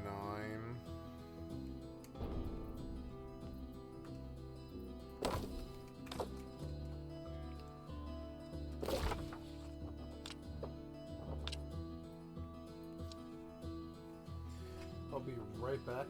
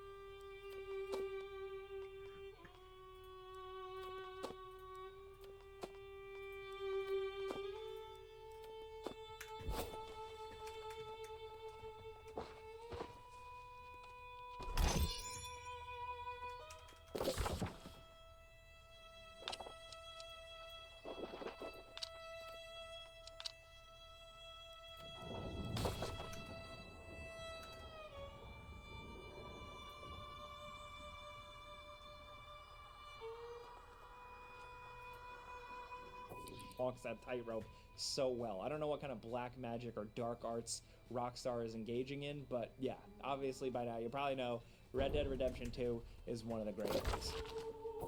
Next over at number 4, believe it or not, we have Borderlands 2. Dude go back and replay Borderlands 2. I don't know if it was Borderlands 3, which I didn't hate, but it just didn't leave a lasting impression on me. Looking back at Borderlands 2, it still holds up. It's a solid, fun, open-world shooter with a ton of stuff to do, alone or with friends, with crazy weapons, and then also all the DLC and all the stuff they added on top of this game makes it just like a juggernaut of a shooter. I'm not even like a die-hard Borderlands fan, like a freak or anything like that, but I still look back at Borderlands 2 and I'm just amazed by how fun and how special that game really was. Next, over at number 3, we have Just Cause. If we're talking open world shooters, you have to mention Just Cause, right? I don't know which one to even nail down, maybe 3, 4, whatever your flavor really is. These games are so fun to just run around and cause havoc. All kinds of crazy weapons and stuff, but also your grappling hook, allowing you to fly, flip, glide, hijack helicopters, cars, all at high speeds, while bullets are flying, rockets are flying, and you're just going nuts. Of course, you play as Rico, and there's more to do on the ground. There's a story, there's quests and stuff like that. But for me, it's always just hijacking an airplane, flying it up as high as you can, riding on top of it like a surfboard, and then skydiving away. Or stealing a car and backflipping off of a bridge and then wingsuiting down to an enemy base and shooting it with a rocket launcher. Like, there's just so much crazy shit you can do in this game. In terms of open world shooters, I think this is one of the most chaotic ones on the list. Now at number 2, we gotta give some love to Days Gone. What an awesome open world third-person shooter, centered around a motorcycle. This is your way of getting around. You need to protect this thing, you need to gas it up, and it is probably your most important tool for survival. I mean, melee weapons and guns, yes, of course, but the bike is the most fun aspect. It makes this open world feel different because you can zip around it at high speeds. But when you are on the ground, Deacon is a really dangerous, formidable character, and you get to murder a lot of dudes, but also hordes and hordes of zombies, or they're called like freakers here. But, you know, engaging in some of those big set-piece moments with the hordes of zombies is just so cool to see in action. It makes the game stand out next to your regular, typical, you know, post-apocalyptic zombie game. The world here is pretty big. There's a lot to explore. There's a lot of stuff to find, but really it tells a good story, it's a good adventure, and the gameplay mechanics are a blast. Now, down at number 1, we have Grand Theft Auto 5. If we were going to talk about open world shooters, this is the open world shooter. I mean, if you ask me, it's actually Grand Theft Auto 4, but I'm a little bit of a snob there. Either way, we're talking about the latest and greatest, and it's Grand Theft Auto 5. And by latest and greatest, I mean this game is like 100 years old now at this point. Finally, we're getting Grand Theft Auto 6 somewhat soon, but the staying power of Grand Theft Auto 5 is nothing short of historic. 30 gypsum orbs. Massive fake Los Angeles, because it built this massive fake Los Angeles, or of course Los Santos, for you to just run around and cause hell in. Whether you're doing the single player stuff, or GTA Online, or you're getting freaky with some mods, there's just so much fun to be had here. We've talked about this game to death at this point, but it was another 16 one more to include on a list like this because you guys would have yelled at us. Still, with the world of the gaming news and the gaming industry and all the negative headlines and stuff, it seems like a downer. Sometimes it's good to just take a look back and, you know, just make a list of some awesome games. And that's all we wanted to do here today. So we want to hear from you guys in the comments. What open world shooters have you been loving?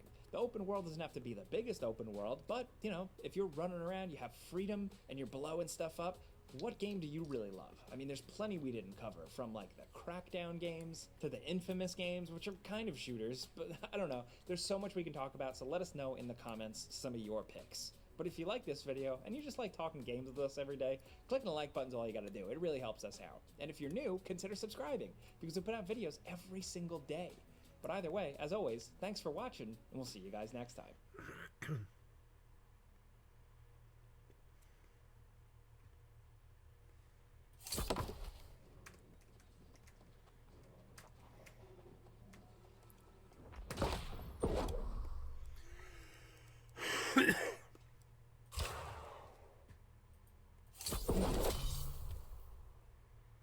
I can buy 3 of these.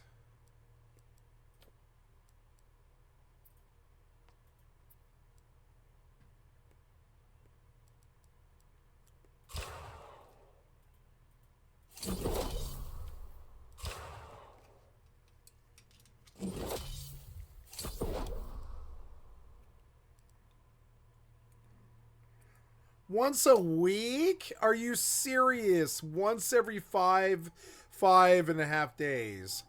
Why? Well, this better be fucking good. I mean, 1500 gold is cool, but dark matter is not what I needed. Damn it.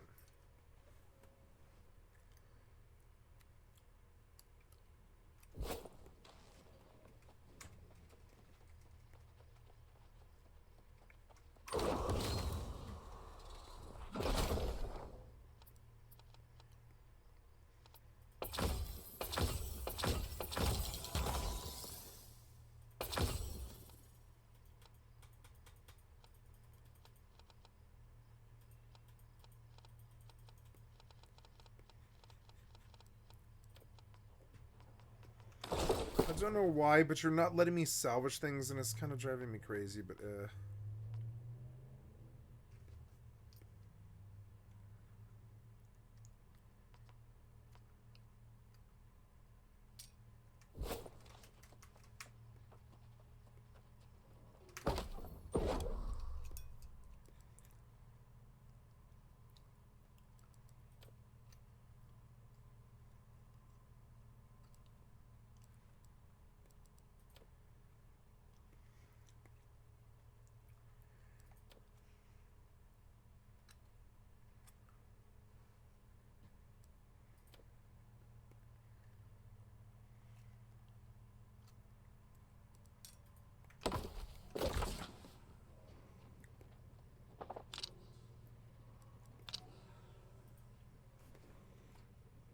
I'm looking for a chromatic.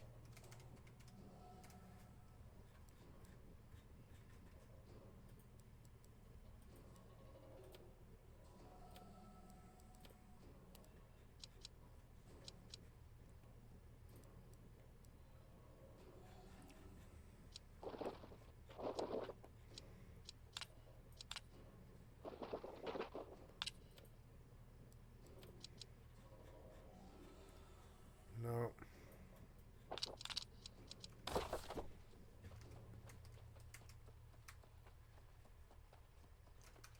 Oops, gotta go see my OBS. Yep, very good.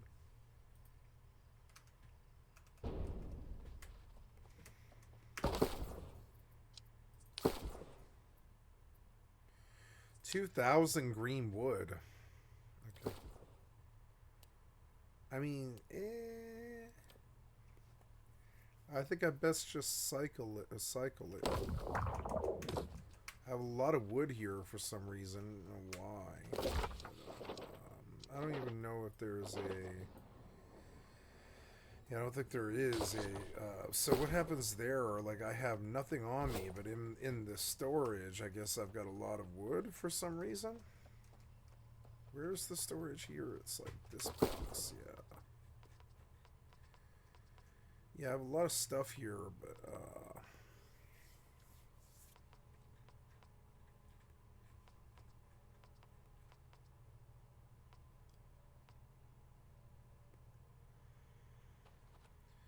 I guess I already did the pants. But they're medium.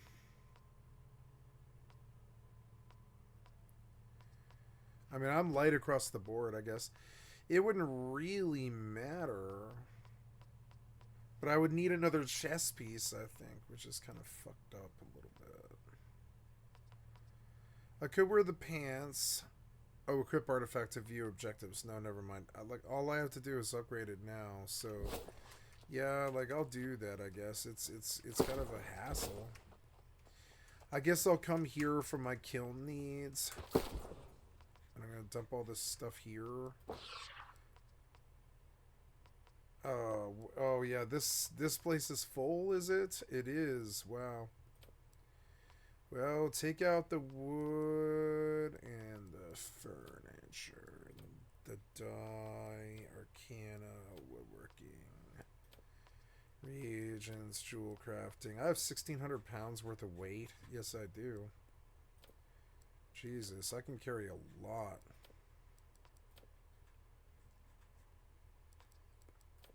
So we'll just, you know, stack all this.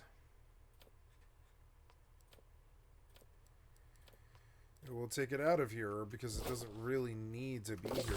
And we'll just empty out boxes that we aren't using currently. Yeah, we'll go to Everfall,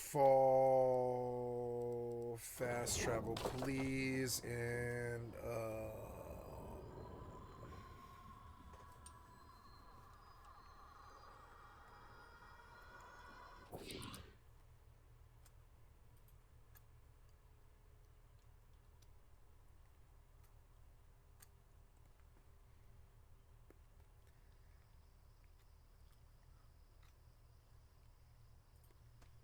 here's Duke Sloth with New World's June announcement. New World's big announcement is happening next week, but that doesn't mean that you have to wait until then to find out anything about it. The devs have started leaking various bits of info, and there are additional details from data mining that give us a good outline of what's to come. And as many of you will be painfully aware, the game urgently needs it. First, some good news for those of you who already own New World. As far as we can tell, the content that is coming this year will be free. This was stated by a dev earlier this year on the New World Discord, and I think it may have been deleted since then. I couldn't find it anymore. However, in one of their recent videos where they censored a lot of their words, they said something about a cool thing for people who purchased the game and the expansion, which I believe is, again, that if you have those already, the content this year will be free. That ties directly into the console release and free-to-play speculation. Now, when it comes to the console release, there are a ton of hints at this point. And the first one is one that actually affects PC players as well. Just the other day, the Amazon Games YouTube channel posted a new video which contains some screenshots with a Season 6 UI. You can see that in the top right here, it very specifically has a Season 6 label. What you can also see is that there are no new weapons here yet. And this is the new UI from that same version itself, where you can see that the consumables and your weapons are much closer to your bar in the middle now, and some other things have also been changed in terms of the layout.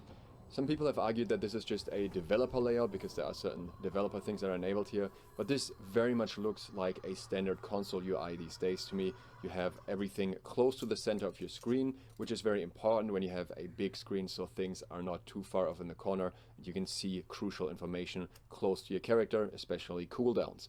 So this is what you see in almost every other game. It would make a lot of sense for New World to take a similar approach. This UI doesn't necessarily have to come with Season 6 because they may be testing different things on the same build here.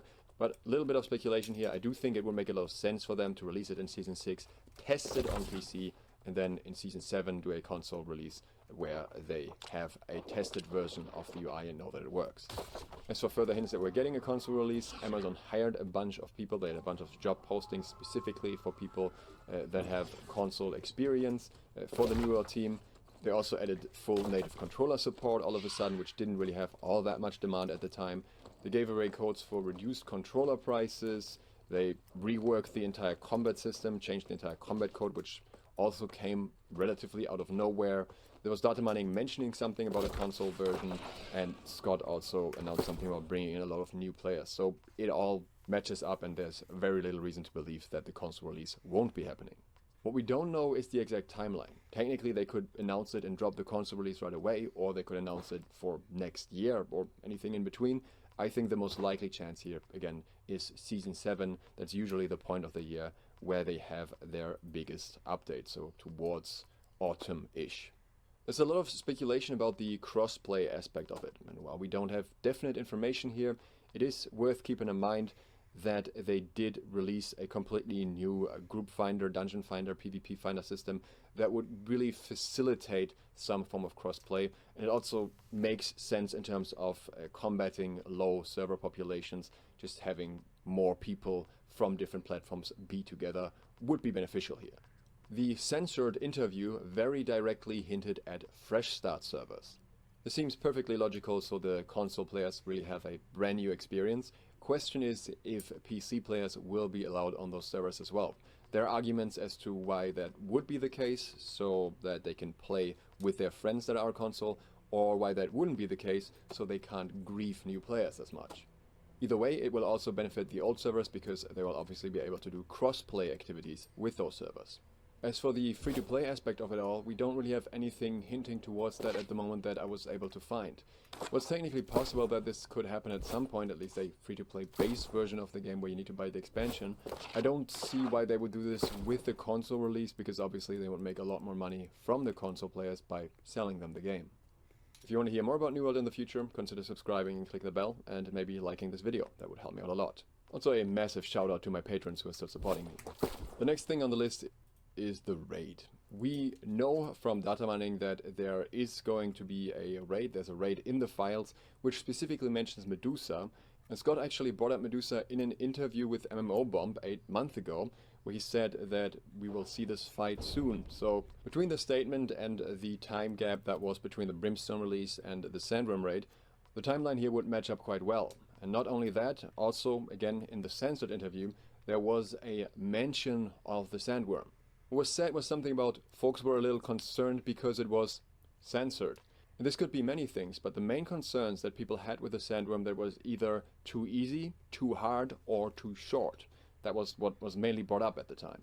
And all of these could qualify here as something that they've been working on. They said they're super stoked for that and they're tuning all of that right now. On one hand, something they already wanted to do for the Winter Forge was different difficulty levels, mutators, for the raid, which could absolutely be the case for an upcoming bigger raid as well.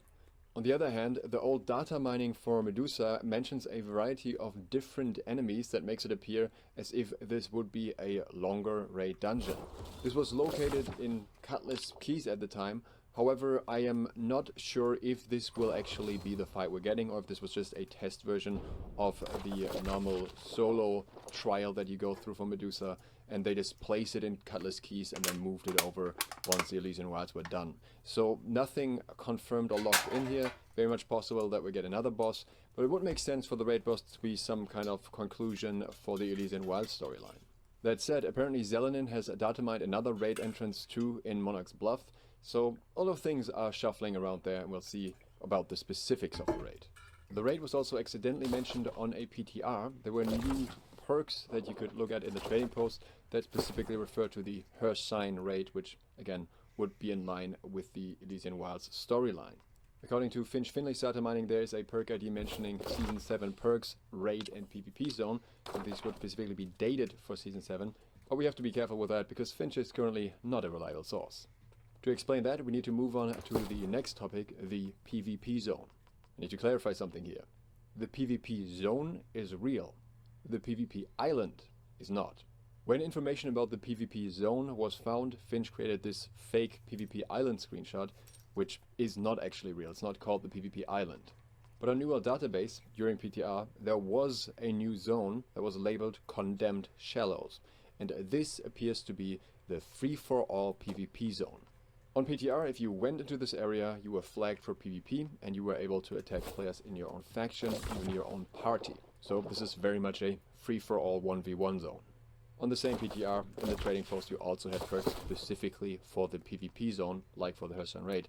So really, various indicators showing us that there will be a PvP zone, just not necessarily an island, but rather a large area based on what it looks like. So pretty much a new zone, but that doesn't necessarily mean that that will be the only new zone.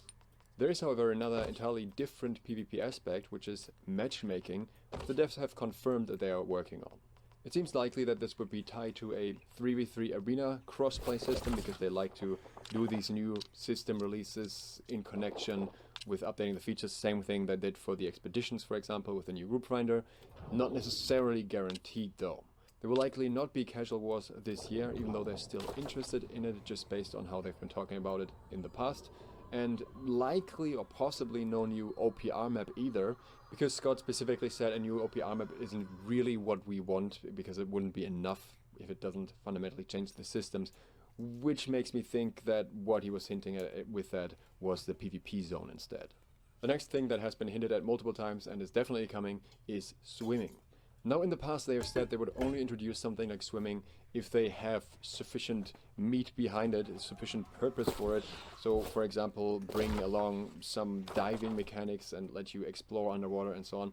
So likely we'll not just get swimming across rivers, but more than that. We'll have to see about the details.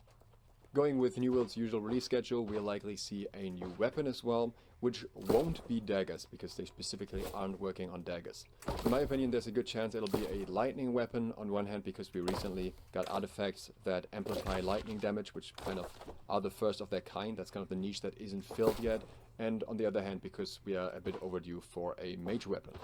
Something they were testing and planning to maybe release later this year are, on one hand, heavy attacks while walking, which would very fundamentally change mechanics in terms of combat, and also passives applying across weapons again, though I think that's a very experimental one and we'll see how far that goes. Zelinin datamined a mention of a barbershop, which is something that has been in demand since the game released and it hasn't come out yet, and I think with the console release they might add some new customizations for characters, and that would be perfect timing to also add a barbershop so existing players could change their looks, and obviously it's a way for them to monetize as well. One of the in-game trailers showed us a vampire and werewolf theme that will be coming in the future. It is not clear if that will be this year or if this could potentially be next year. In that context, there are some zones that are relatively untouched from most of the changes that have been happening, most of the storyline overhaul, and one of the zones that is untouched is Morningdale, which I think would be very fitting in terms of a vibe and theme for something vampire and werewolf themed, so I could imagine that being one of the zones that may get overhauled. Same of course could apply for Cutlass Keys, because one version of the raid was placed there, but we don't know if that's still the case. We also know that the PvP zone is there, so maybe it'll be in that zone or maybe not at all. Just speculation at that point, not really anything that we have more details on. Another thing that was mentioned in the censored video was new ways to play my main, but no further details on that. One thing that I would like to very much speculate on here is that I think we may be seeing a gear score increase to 725, likely to give us some purpose for the dark matter and some way to feel like we're progressing a little bit again, since a lot of people are complaining lately about being fully maxed out and having nothing to grind for. There is one more thing though. Recently, Reddit user Shyanat found a mention of New World Eternum in some job listings for New World in their new studio in Bucharest. This could hint at some form of rebranding, basically a 2.0 vibe, and also would make the game more searchable, since it wouldn't have to compete against conspiracy theories as much. People were quick to dismiss that because an older trailer already uses New World Eternum Awaits, but that's not actually the same branding, because in that trailer, New World is still the logo. There's no New World Eternum here. It's called New World Eternum Awaits. That's that particular trailer. And I was trying to find more mentions of New World Eternum, and the only one I could find was another article that directly references this video, which could just as easily be the journalist misunderstanding which part of the video title is actually the game's name. So I don't think this rebrand is impossible, but I also wouldn't necessarily assume that it is definitely the case. This could just as easily be a mistake in the job listing. All in all, it's impossible to tell how long this will keep existing players busy though. That depends a lot on replayability and how much they make existing parts of the game more rewarding to replay as well. Personally, I've been burned too many times to get my hopes up for things beyond this at this point. If they get announced, very good, I'm happy. If this is what it is, then that is at least what I would expect to come. Once we hear anything new, I will of course let you know, so consider subscribing, clicking the bell if you're not subscribed yet, and maybe liking the video if you want to help out there. If you want to help me out further and get early trading tips in return. Go back, I don't care. Let's look at more gaming stuff. Now, do you have the right thing? Yes, you do. Damn, that's like an instant shop.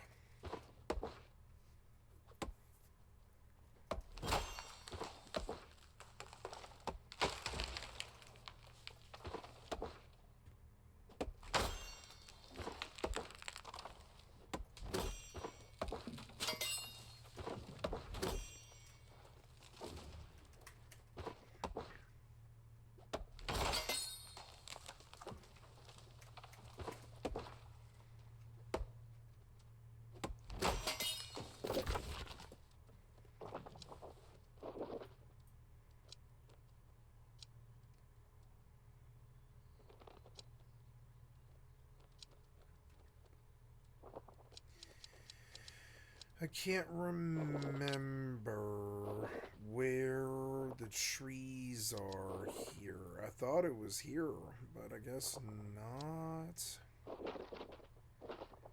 And I don't think it's that. Am I thinking of Weaver's Fen? No. Am I thinking of that place? No, I don't think so.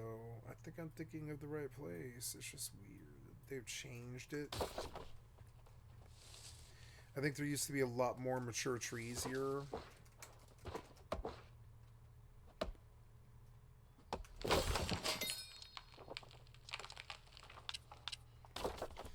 Oh, I guess I have a turn-in, like, right up here. Yeah, I do. Okay, let's go turn it in since I'm here.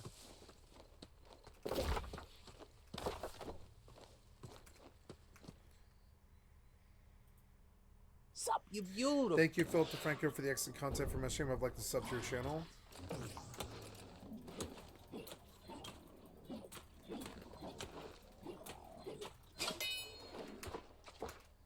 Well, bastards, welcome back to the Philip DeFranco Show. You daily dive into the news. I hope you're having a great one. I'm having a fantastic one. By that, I mean I'm operating at like 80% today, which is 80% higher than yesterday, because it turns out I did not have just a bad cold. I have strep throat. The doc, she got me on antibiotics, some steroids. My fever broke last night, and I feel like a human being again. It's a genuinely good thing because there is a lot of news we got to talk about today, so buckle up, hit that like button, and let's just jump into it. This is a news show.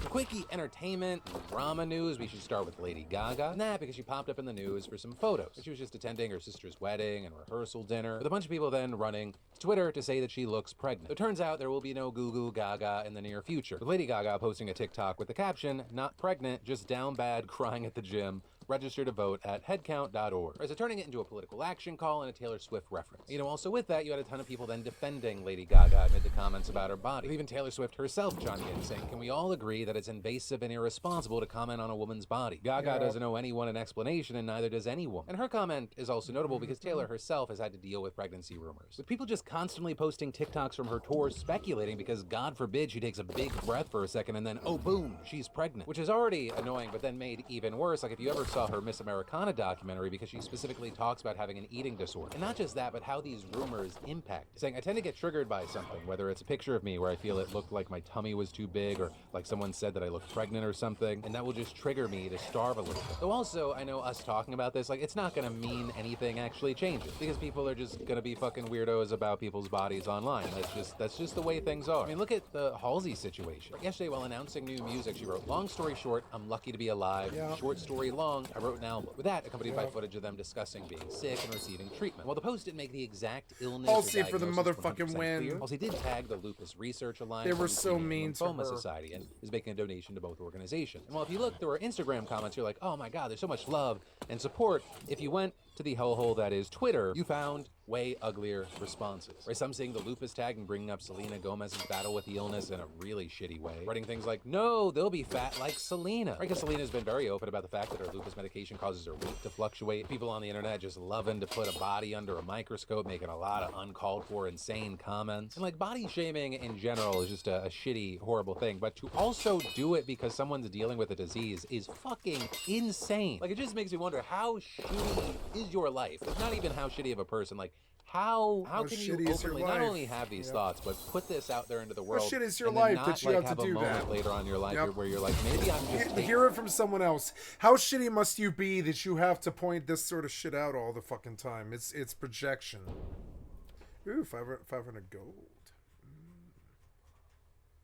up space. Maybe the world would be better off without me in this current state. I should probably work on myself. With that said, our final quickie story is actually about Shohei Ohtani, right? And that because his former interpreter just pleaded guilty to bank and tax fraud charges. And that's a major update because Ohtani, he's not just the star player for the Dodgers, he's the biggest name in baseball right now. And there were a lot of allegations and speculation that Ohtani himself was involved in this. But here we're seeing his former interpreter admitting to bombshell claims that he stole $17 million from Ohtani to pay off gambling debt. And while the MLB had also launched its own investigation into the matter after the guilty plea, I mean, they've shut this case and absolved Ohtani, releasing a statement saying, based on the thoroughness of the federal investigation that was made public, the information MLB collected, and the criminal proceeding being resolved without being contested, MLB considers Shohei Ohtani a victim of fraud, and this matter has been closed. And as far as what happens next, Ohtani's interpreter is facing up to 33 years in prison. Though notably, we won't know what his actual sentence will be because that doesn't come down until October. Though he'll also, I don't know how he will, have to pay Ohtani restitution as well as another $1 million and some change to the IRS. Though both of those amounts are also subject to change by the sentencing. And then, FDA advisors were considering a psychedelic drug for the first time ever yesterday, and it ended up being a complete fucking disaster. Because an independent advisory panel for the agency discussed whether to recommend MDMA-assisted talk therapy as a treatment for PTSD, with them then voting 9-2 that it's not effective and 10-1 that the benefits do not outweigh its risks. Which, is an absolutely stunning blow for the now decades-long movement to legalize psychedelics. So I will say, the decision is both surprising and not surprising. Right? It's surprising because the drug sponsor, Lykos Therapeutics, submitted 2 randomized controlled trials that showed extremely positive results. With the first one finding that 67% of patients no longer met the diagnostic criteria for PTSD following 3 dosing sessions compared to about 32% in the control group. And the second one, an observational follow-up study finding that the treatment's durability lasted at least 6 months. But the panel's rejection is unsurprising for a long list of reasons. Like right off the bat, the FDA doesn't regulate psychotherapy, nor has it ever assessed drug-assisted psychotherapy like this. So they're already treading very uncharted territory, but that also doesn't get into the problems with the studies. Right? Because as we've talked about on the show before, Lykos has been accused of misconduct and even being a therapy cult, with the Institute for Clinical and Economic Review, a group that evaluates clinical data, publishing a report last month stating that it is possible that the study encouraged the reporting of positive events and downplayed adverse events. And in fact, yesterday, one of its participants told the FDA that her therapist encouraged her to view worsening symptoms as evidence of healing and spiritual awakening, and adding that she and other participants later struggled with suicidality following the trial. And then there's also the scandalous video that went public of 2 therapists in bed with a participant while she was on the drug, with some on the panel expressing concern that the drug would incentivize that kind of unethical behavior if used widely. And then, misconduct aside, there were fatal flaws in the data. Most notably, that the double blind was ruined because it was obvious to most patients in the trial whether they had gotten the placebo or not. Which, isn't surprising because if you've ever done MDMA, you know that you have taken MDMA. So it's not surprising that the follow-up study had a dropout rate of 25%, with also some participants seeking therapy and using illicit drugs, including MDMA. Which then brings us to the next sticking point, the lack of data about feelings like bliss and euphoria. And that's important because the FDA needs to know whether the drug has a high abuse potential. With one doctor telling NPR, we're actually managing more and more severe cases of MDMA overdose, and so I'm less concerned about the safety in the acute setting, but more chronically if they go on to abuse MDMA. We also know from illicit use that MDMA may affect heart and liver health, but the trial didn't dispel that concern. But with all that said, the FDA doesn't technically have to follow the panel's recommendation. Though I will say it would be very surprising if it didn't in this case. Which I will say, I understand, but I also think is unfortunate. This seems like a situation where there just needs to be more and more research, very obviously done by different groups, especially as there's only 2 FDA-approved treatments out there for PTSD. The need for a new treatment option, that's long been recognized. And this would be the first new therapy option in nearly 25 years, and PTSD, that affects 13 million Americans. Though notably, this is only one drug and one application of it. There are other psychedelics out there, like mushrooms and ketamine, that are also being tested as treatments for other disorders like depression and anxiety. And then, we should talk about what some are calling an assault on the first government-funded reparations program in the United States. Right, because this is going down right now in a Chicago suburb by the name of Evanston, where during the Jim Crow era, redlining policies locked black residents out of financing for real estate in certain neighborhoods, which is why in 2019 we saw the Evanston City Council pass a first-of-its-kind reparations program, with it applying to black people who either lived in the city themselves or whose direct ancestors lived there between 1919 and 1969. And by taxing cannabis sales and real estate transfers, it gives each eligible applicant $25,000. Now at first, the money was designated for housing-related expenses like buying a home, paying a mortgage, or making home repairs and improvements. But last year, the city council added the option of direct cash payments because some found the restriction was demeaning. If you give me something, you can't tell me how to spend it. So, and it's like, you have people like, well, what are they going to spend it on? Man, I'm going to buy Newports and a Cadillac. Come on, really? So now, as of today, the program's paid out nearly $5 million to 193 people over the past 2 years, with hundreds of people still on the waiting list. So of course, not everyone's happy about it, with one business owner whose identity PBS kept anonymous because he actually tried to take back his interview later on, saying, I don't think it's a good idea. There are people who need help. The help should not be predicated on someone's race, creed, color, orientation. So if we go by that standard, well, then we owe the Chinese recompense, we owe the Japanese even more recompense, and there comes a point where we're a flawed society. I think the thing we need to do is move forward. Though the counter-argument we've seen there is that the program doesn't target anyone based on race, right? Instead, saying that it recognizes people who were themselves targeted for their race in the past and tries to right that wrong. So the hope from reparation supporters is that this will provide a model for other states and the federal government. With a former city council member and an architect of the program telling NBC a few months ago, now we have set a new standard. It in fact is attainable. It can be funded. It can be legislated. Reparations can be dispersed without fear of judicial pushback. Or maybe not, because the conservative advocacy group Judicial Watch just filed a class action lawsuit against Evanston on behalf of 6 non-black residents, with them arguing there that the program's race-based eligibility requirement is discriminatory and violates the 14th Amendment, which, notably is exactly the same argument that the Supreme Court used to strike down affirmative action in college admissions last year, which is a decision we saw open the floodgates for a wave of conservative lawyers and judges to challenge similar race-conscious policies, things like diversity fellowships and minority business grants. So we're gonna have to wait to see if this experiment in Evanston survives. But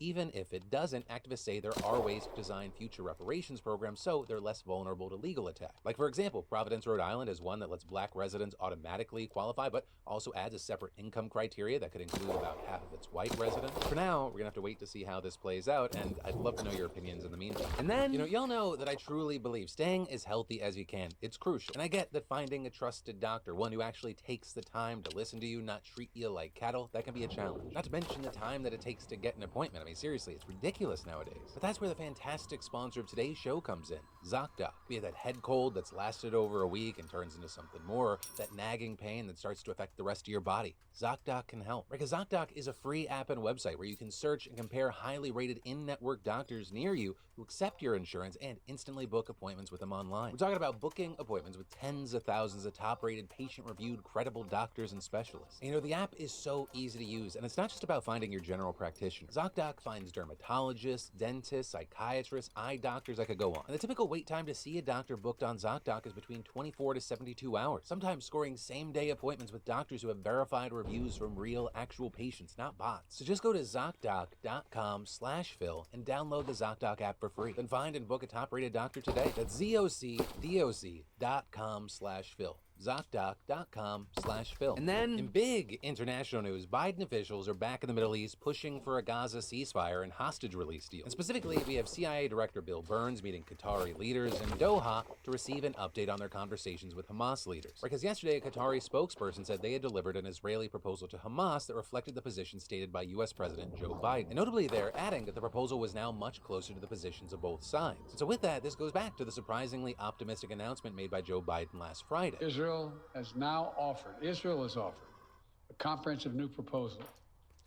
It's a roadmap to an enduring ceasefire and the release of all hostages. And according to Biden, the first phase of this proposal would be for a full and complete ceasefire. And specifically, this would mean the withdrawal of Israeli forces from all populated areas of Gaza, the release of a number of hostages and hundreds of Palestinian prisoners, and a surge in humanitarian assistance. Right, and during this phase, Israel and Hamas would negotiate the necessary arrangements to get to phase 2. Then phase 2 would be an exchange for the release of all remaining living hostages, including male soldiers. Israeli forces would withdraw from Gaza, and as long as Hamas lives up to its commitments, a temporary ceasefire would become, in the words of the Israeli proposal, the cessation of hostilities permanently. And then finally, phase 3 would involve the reconstruction of Gaza, including rebuilding homes, schools, and hospitals that have been destroyed by the Israeli military. Except the problem is that the day after Biden's speech, Israeli Prime Minister Benjamin Netanyahu released a statement calling a permanent ceasefire in Gaza a non-starter, with him saying, specifically, Israel's conditions for ending the war have not changed. The destruction of Hamas's military and governing capabilities, the freeing of all hostages, and ensuring that Gaza no longer poses a threat to Israel. And with that, this week, an Israeli official straight up said on Monday that Biden's description of the ceasefire proposal was not accurate. In fact, disputing that it was even an Israeli proposal at all, saying it was actually a proposal put forward by mediators to which Israel had made amendments and changes, as well as fully disputing the idea that Israel had agreed to eventually fully withdraw its troops from the Gaza Strip. But then, on the flip side, you had U.S. National Security Council spokesman John Kirby claiming afterwards the Israeli foreign minister himself acknowledged that this was the Israeli proposal. And State Department spokesperson Matthew Miller said yesterday that the Israeli government had communicated to the U.S. that they were ready to implement the ceasefire deal should Hamas accept. Right, and so with all this, the US and Israel just do not seem to be on the same page at all. And that could also be due to how divided Israelis are on this issue. Right, members of the country's most far-right parties are threatening to quit if a deal with Hamas is accepted, with one minister even saying that he spoke to Netanyahu and, quote, made clear to him that he will have no part in a government that agrees to the proposed outline and ends the war without destroying Hamas. But notably, Netanyahu's ultra-Orthodox coalition partners are now backing the proposal, so that could potentially offset the opposition from the far right. And with that, some opposition leaders from the other side of the aisle have explicitly endorsed Biden's speech about a deal. And leaks from within Israel's negotiating team reportedly suggest that some members would accept an end to combat in exchange for freedom of all hostages. Plus, on top of that, you have weekly demonstrations advocating for an end to this war having grown to more than 100,000. Though also, to that point, only about 40% of Israelis support the ceasefire proposal, though a large chunk are still undecided. And so with this, you had the White House National Security Advisor saying on the Today Show this morning, Israel's a raucous democracy, so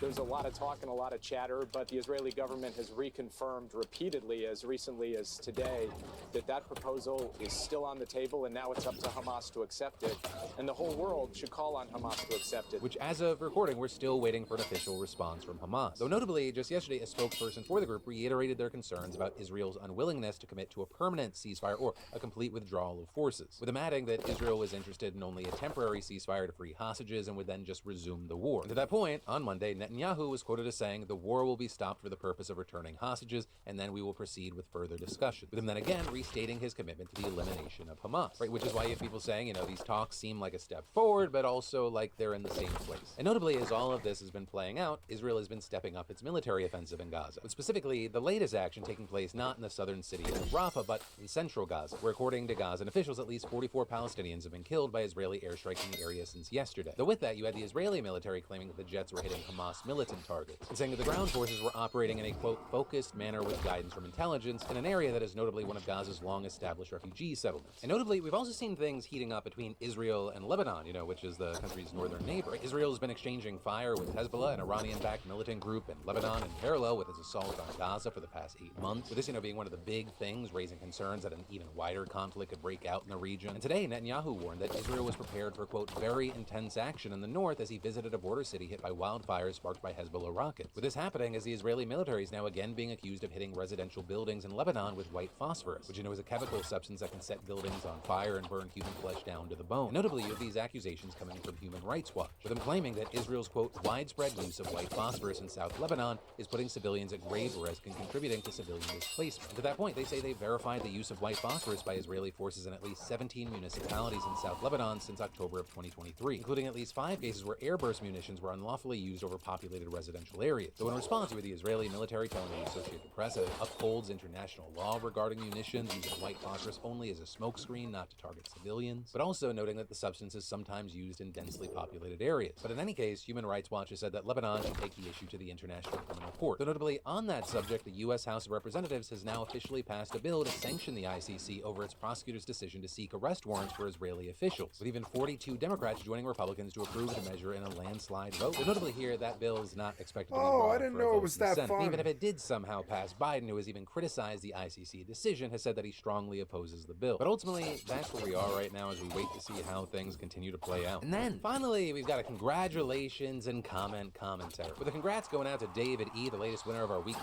$500 giveaway towards any tickets on SeatGeek. If you're looking like here, David's putting his winnings towards a comedy show. And for everyone else, that's right, SeatGeek and the Daily Dip are still giving away up to $1,000 in tickets, and you should definitely enter today if you haven't already. Just add code PDS to your SeatGeek app profile for a chance at a weekly $500 prize, no purchase necessary. $1,000 prizes are available to Daily Dip subscribers who add code PDS newsletter, doubling entries and winning. And then as far as commentary, we dive into the comments on the last show. Y'all definitely had a lot to say about Louisiana. With Lee Dark saying, I can promise you, as a lifelong Louisiana resident, they want inmates to refuse and get a longer sentence. Everything in criminal justice in this state is about keeping inmates in prison and working for slave wages. With a number of locals agreeing, but also some saying it's not just Louisiana. This is a whole America problem. Well, problem for everyone except the government, since they're the only ones profiting from it, and then we as taxpayers foot the bill. That's the problem with capitalizing on imprisonment. It's a for-profit prison system. It's built to make them as much money as possible, not to reform them. Though this is, you had some who responded saying, damn, if only they weren't criminals, then I might actually care. Though I will say, one of the reasons it seemed like a lot of people were very concerned about this law in Louisiana is that someone could be convicted incorrectly. With folks saying things like, with the amount of prisoners released after new evidence is brought up, I'm not confident enough in our justice system to support permanent changes to people's bodies. And this, as there were also interesting takes comments like, as a former sex crimes prosecutor, I want to say it's really easy to be in support of the Louisiana bill for obvious reasons, but what is forgotten is that I read in the this vast majority comment. of child sexual abuse cases, the driving force I of read the this abuser comment. is It was not good. sexual, it's power and control. I won't lose any sleep over the implications for the abuser or even the Eighth Amendment implications. However, there is little to no good evidence to support that such a procedure would prevent recidivism. Oral copulation, digital penetration, groping, photographing, among countless other horrible acts will not be prevented or even dissuaded by this. This only makes the lawmakers feel better through retribution and looking good for their base. I will end by saying it doesn't even do anything to bring closure to victims, many of whom just want to move on with their lives and not live in the past. I haven't encountered many victims who are out for retribution. They heal through receiving support, therapy, time, and simply being told I believe you. But then finally today, there was also a decent chunk of conversation around the special ed teacher shortage. So I'm sharing as someone who's passionate about teaching, who is dead set on becoming an educator, teacher, and autistic, I dropped my enrollment for my higher education because I was able to make more money at an entry-level retail job than I would as an educator. It's not about people who want to, it's about people not having an incentive. Teachers don't get paid enough and get blamed for so much these days, between politicians telling people that teachers are grooming kids to entitled parents. It's just not worth it. Others sharing, my wife is a spec ed, mild mod, and mod severe dual license. The fact she loses aides left and right, and the fact she has not provided the funds to do basic life skill teaching and comes out of pocket to the tune of thousands of dollars to assist her handful of children to learn how to cook, clean, or fold clothes for basic independent skill teaching. Her pay hasn't kept up for funding that out of pocket, and I know the aides are wildly underpaid. She shows up at 7 a.m. and doesn't come home till 6 p.m. and still feels stressed that her paperwork will be filled in on time. I appreciate this deep dive. As well as comments like, high school special ed teacher and case manager from Texas here. The district that I'm in is generally pretty good about making special ed staff life better. They give us a lot of wiggle room to do what we need to do. We still have issues, staff shortages, lost planning, conference periods, etc. I have a caseload of about 15 to 16 students depending on the time of the year, which has been considered to be pushing it in terms of manageable numbers for one teacher. But with that, adding a friend of mine in a neighboring district of equal wealth and funding has 52 kids on his caseload. This is literally impossible to legally serve. He is short on minutes for kids every week, not because he isn't trying, but because he is one human being asked to do the job of 5 humans. I think sometimes it's less a question of do we have the support and funds we need, and more of a do we care at all about special education and its necessity. I know a lot of people leaving a job they used to love because of mismanagement like that. But that is where we're going to leave it today. I also look forward to your comments. We'll talk about those tomorrow. And until then, just remember, my name is Philip DeFranco. You've just been filled in. I love yo faces, and I'll see you right back here tomorrow for more news.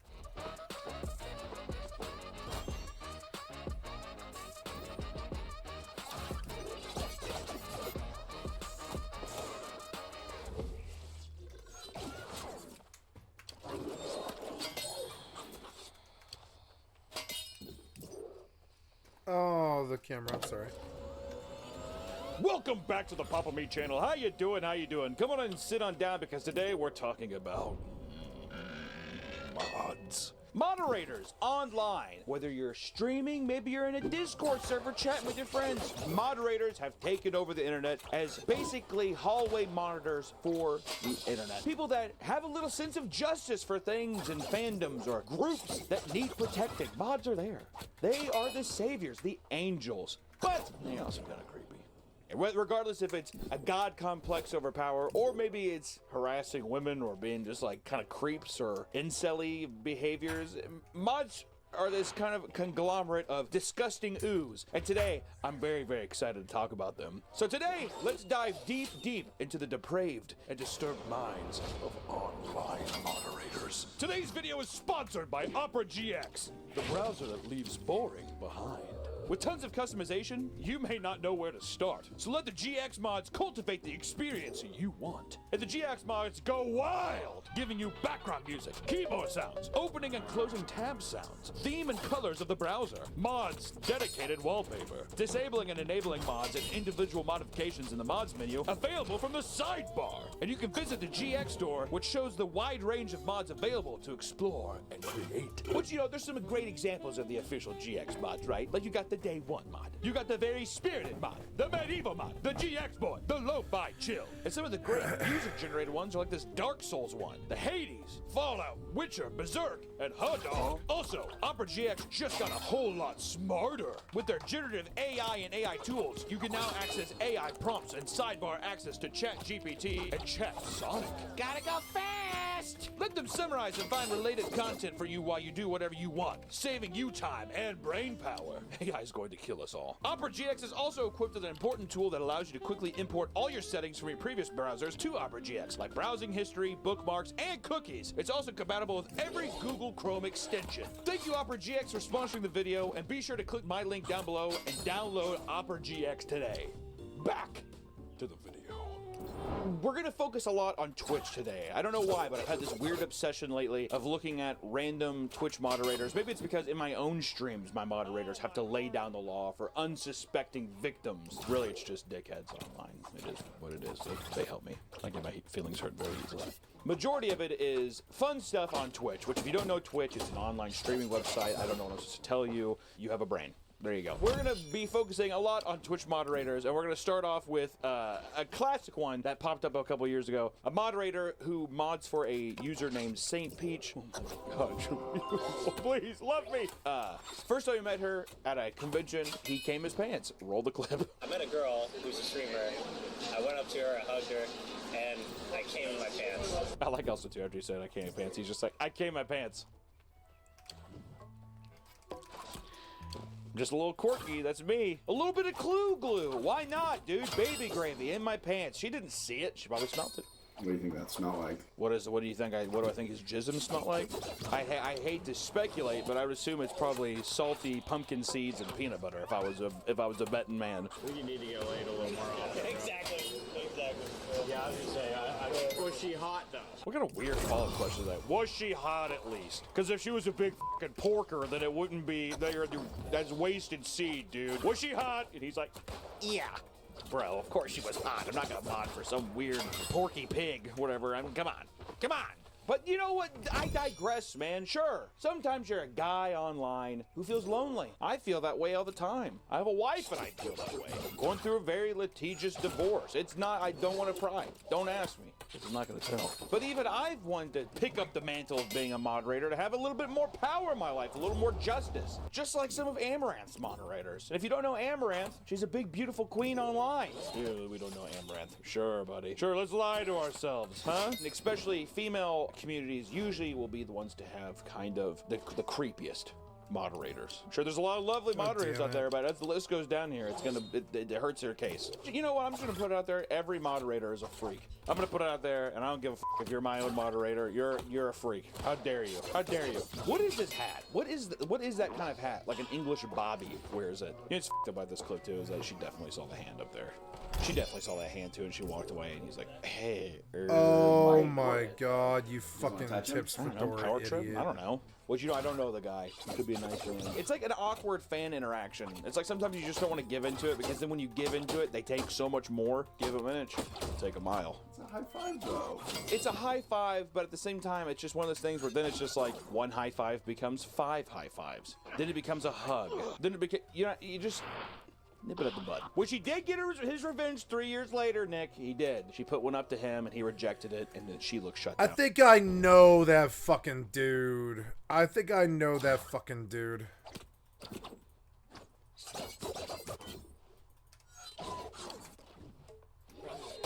to God, I know that fucking dude. He seems like the type. I hated that dude. We had to evict him out of my fucking house. I think I know this dude that's accosting her. I hated him. Sean Aston, something like that. I forget his name. Sean something like that. Forget his fucking name, but that's him. Swear to God, you'd know him anywhere. He always wore fucking idiot hats like that. He always looked like that.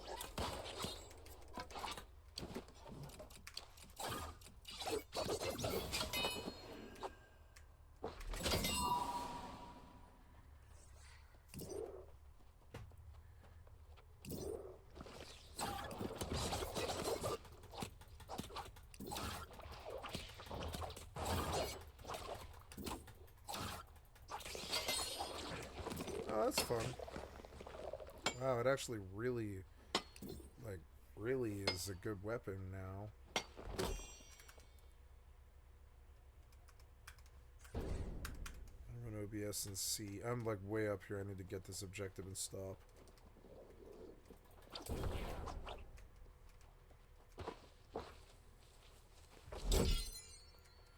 That was it. That's all I had to do. No, that's not it. No. Oh no, that is it. But we gotta go further.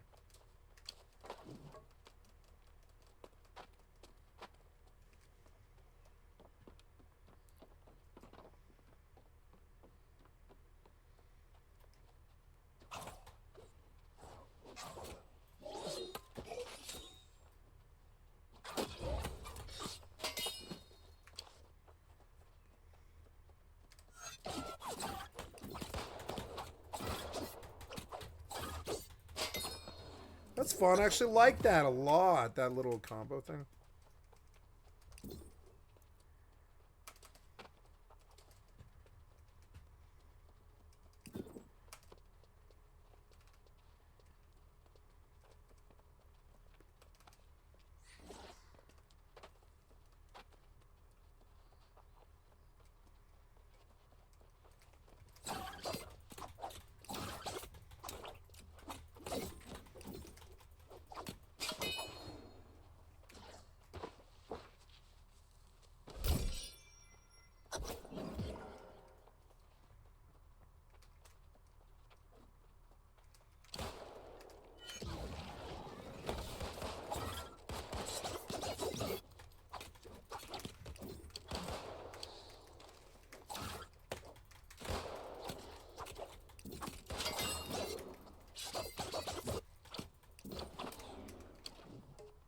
I actually like how aggro the rapier is if you use it aggro. I haven't messed with the hatchet yet, but I'll cap, when I cap spear, I'll mess with hatchet. I'll go hatchet, ice staff maybe. See how that goes.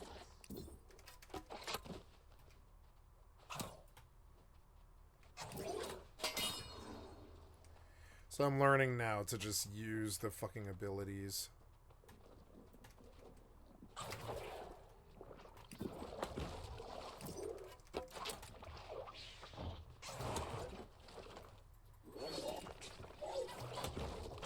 Oh god, get out and heal.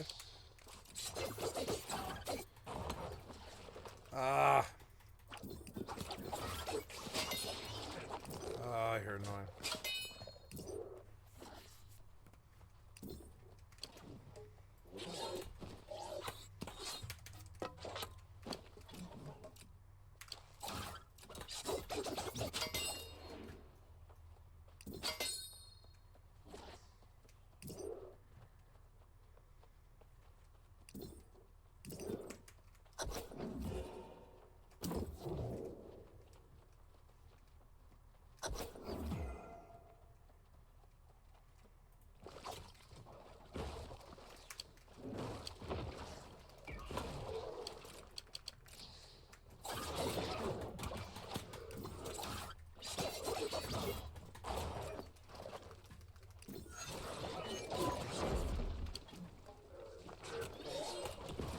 Get out, get out, get out, get out, get out, get out, get out, get out, get out. Get up, get up, get up, get up, get up, get up, get up, get up. Go, roll, roll. Get the potion up, kill this thing. Oh. Oh, move. Come on, man, the ult didn't even work. Come on, man. Come on, man. Kill him, kill him, kill him, kill him, kill him, kill him, kill him, kill him. Oh, roll, roll. Heal, heal, heal. Oh, God, get out of it.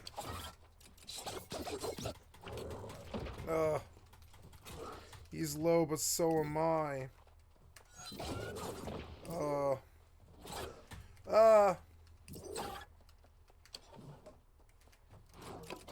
No! He was on the last hit, and why didn't you kill him with the last blow? I hit him. No, it's so far up. Oh, no. Why do you always die at 1% health all the time? It's so annoying. Come on, man.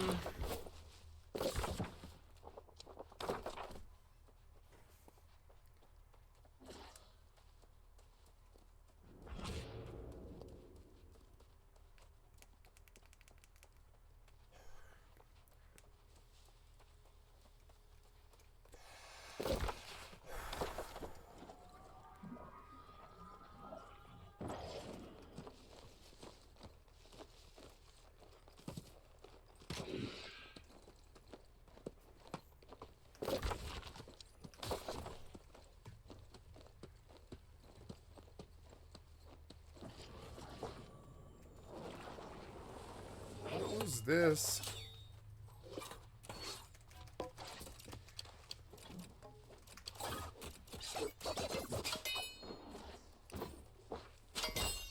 Tiger.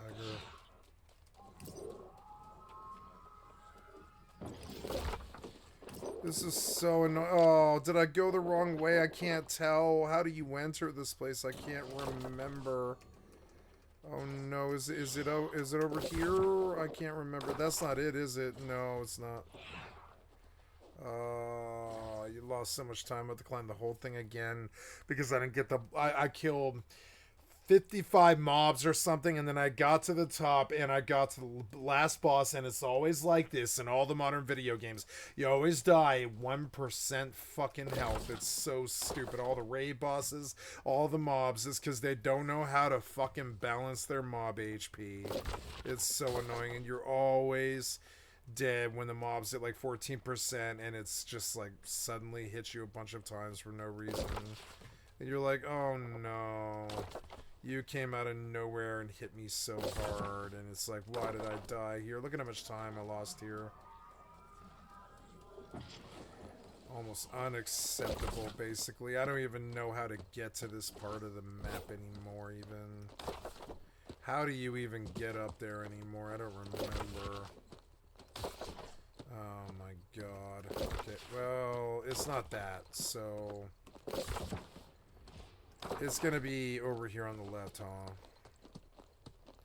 And I'll go all the way to the top and I'll kill the boss. Why at 1% health? Look at how much time you stole with this, you stupid, unacceptable fucking piece of shit developer fucking assholes.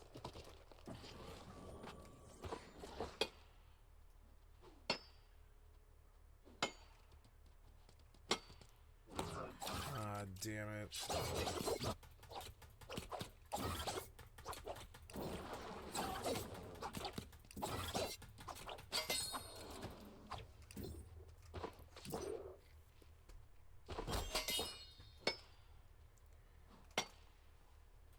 So who really got the last laugh? She did. She's a millionaire. She definitely got the last laugh, I think. And a big thing to preface is that all of these, I don't think, well, I guess there's probably some mods who get some paid. But I would say 99.9% of mods are volunteers who do not get paid. So this kind of power trip or this kind of obsession is fueled off fandom, essentially. There are mods out there who are just like, I'm happy to help and I'm usually here. And they're respectful and there's like usually a level of friendship. But like me and my mods, I would say we're friends. I chat with them outside of my Twitch stream. It's cool. But there's some people who take it to where I would say there's an unhealthy social, like parasocial relationship to where maybe you feel by extension that you're a part of that person's team or that you get to speak for them. Like if somebody was, let's say, Amaranth's moderator or something, I'm sure that at some point there's some moderators who are like, I'm like really good friends with Amaranth and I get to speak for her and say these things. And I feel like at times there just might be moderators who don't see the line, I guess, in an unhealthy, weird way. Or they could just look weird and I'm being rude. Amaranth also, by extent, is a very beautiful princess. Can I say that, Nick? Can I be so frank? Can I be so bold? You must. I know. Amaranth's fans, if I may be so bold as I must, I would say a lot of them are guys who are simping. Simps! Online simps. I feel like there's a direct correlation between moderation and simps as well. Guys, which if you don't know what simps are, they're men who flock in droves. They give women all the attention because they're sexually attracted to them. Them's is the facts. Nick's done it. Hell, I've probably done it. Fond after a woman who definitely doesn't love you back, but you're fixated on her. And then when it's an internet personality who's there all the time and you get to watch from afar, I mean, it's a public thing. I mean, it's not like she's at her day job and you're like looking in like a bakery window like, oh my God. Beautiful women attract a lot of nasty bot flies. Bot flies sit there and they go around, as you can see in various fan interactions and stuff. It's just kind of cringy stuff. Maybe they want to smell her. No, don't point at yourself, Nick.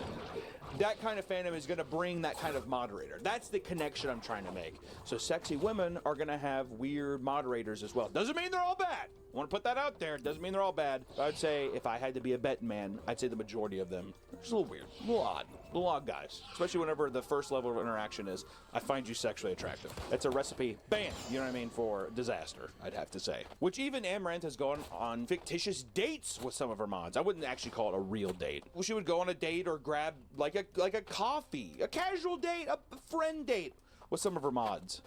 We should have clubbed. I don't think clubs open this early. Guy on the right legit looks like a drawing. And you know what? There is nothing wrong with being a man who maybe wears like a Superman shirt. Hey, my beard is unkempt, but your hair's a little I'm not going to tell you which streamers I mod for, but I do mod for some of them. One of her ex-mods, her then mod, found out that she was married, and then it felt severely wronged by her. He felt betrayed because in this way, these moderators or simp/moderators have an unhealthy relationship where they're like, maybe one day. Every day you wake up and you're like, is today the day? Maybe. Or you live with this delusion in your mind that one day it'll happen. By being the moderator, you're one step closer to being in a relationship with her. She can trust you. You can trust me. You can trust me.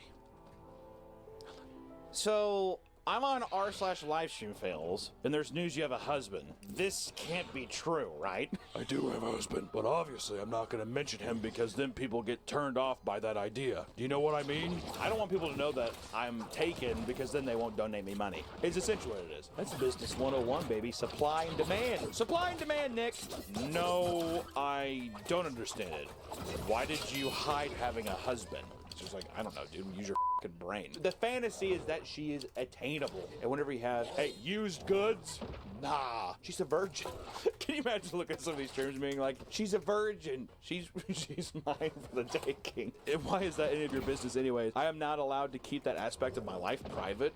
Good point. I've been supporting you for 2 years now. I'm always moderating your chat, making sure dumbasses don't say shit about you. Do you know how much I support you? I always donate to you. Oh my God, get out of it. Thousands of dollars at this point. Also, kind of fair as well. Do you think that in a way, is it like dangling in front of a rabbit? God damn it, that one mob! Like, and I am still thankful for that. Like, okay, well, I'm still, okay, thank you. And 2 months ago, do you remember what you said to me? I had just got off work, and I sent you a picture of my It's too much, dude. 5 at once or whatever.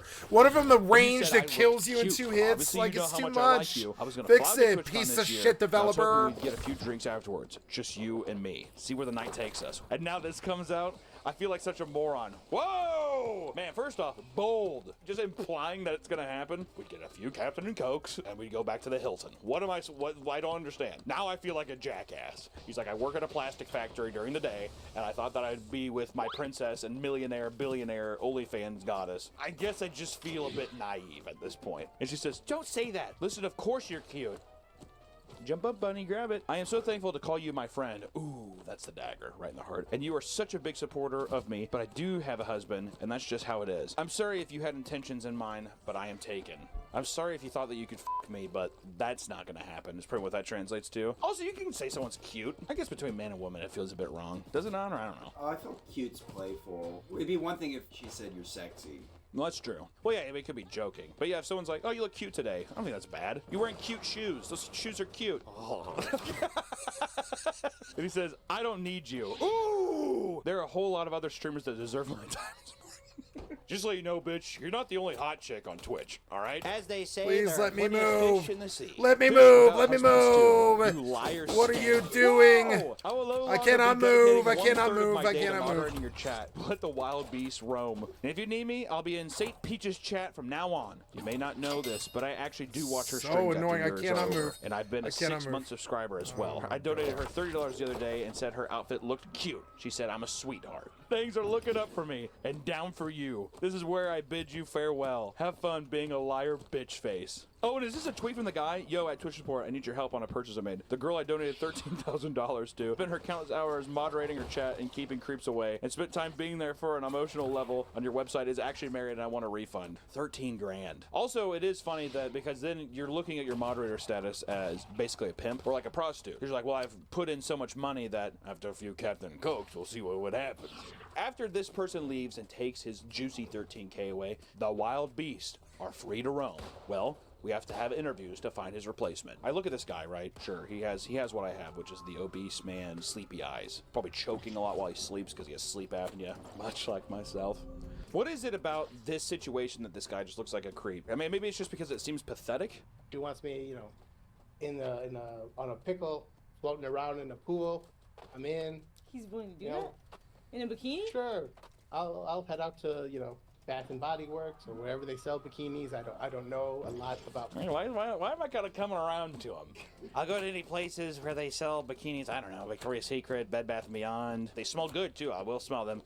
I send it to you. But let's move on from Amaranth. This is videos and all about her. We need to talk about other beautiful little kittens. Or, as I like to say, Kiara Kitty's moderator. This might be one of my favorite videos on the internet. A man of power with his queen, and she got to hang out with him. She's hanging out with him in the car. Someone donates $5 to her, and it says, "Make the world and yourselves happier. Kiss him, Kiara. You have the longer neck, and it's 2019. Make the move." First off, calling a Twitch person like gooseneck, basically. You have the longer neck, so you have to be the one to instigate. There's part of me too here which wonders, did he tell a person in chat to say something? Did he do something where he's like, hey, when I'm with her, give him a donation and tell her, hey, like, I don't know, kiss him.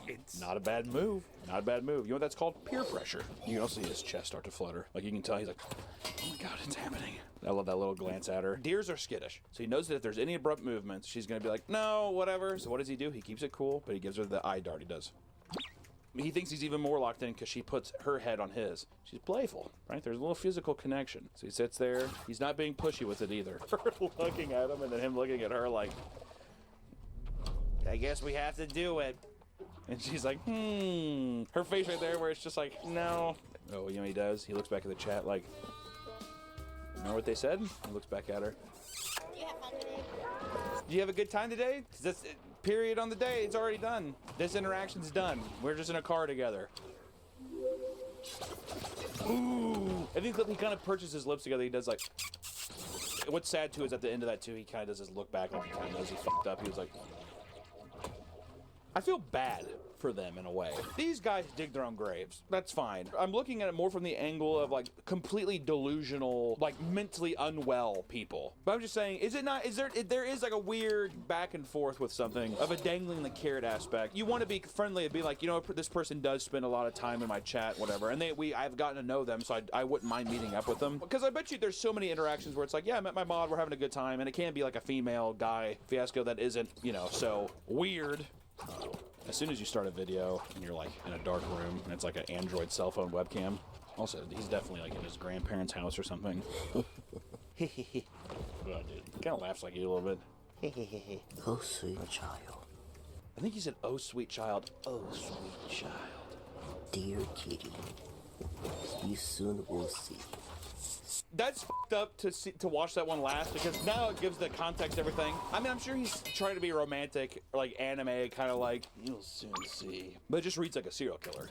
And also has the same color grading as the Jeffrey Dahmer show with Evan Peters. Shout out to my girl, Kiara Kitty. So this user is well known in many communities on Twitch, apparently. He stream side user Unicorn and appeared on her stream. Oh, look at that. Dude, little gremlin in the back. Oh, no! He's got that little no-neck thing. Unicorn was in New York streaming in public, and he found her so he could meet her. Which the whole interaction is just so cringy and weird, and she completely, like, keeps asking him to leave. She's like, okay, leave. Please.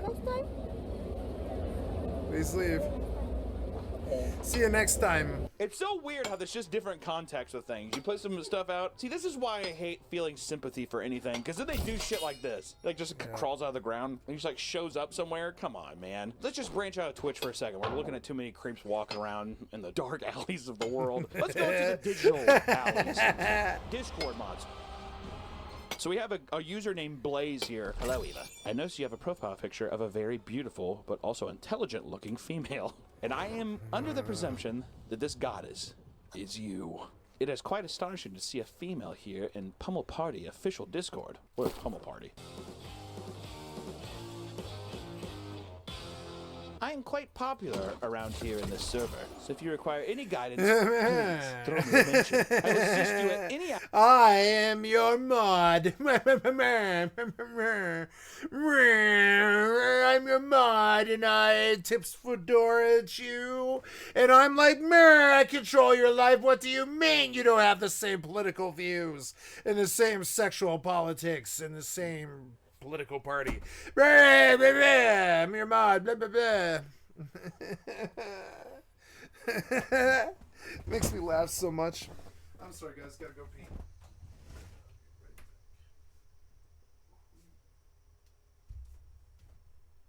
So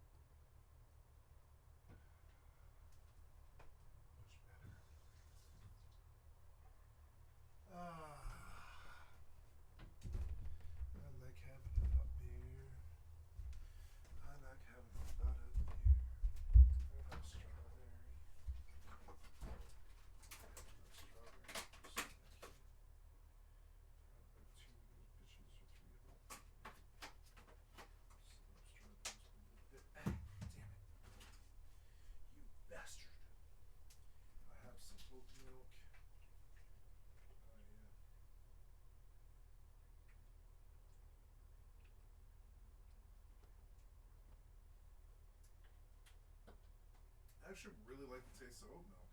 It's weird, but I do. Shit's cheap too.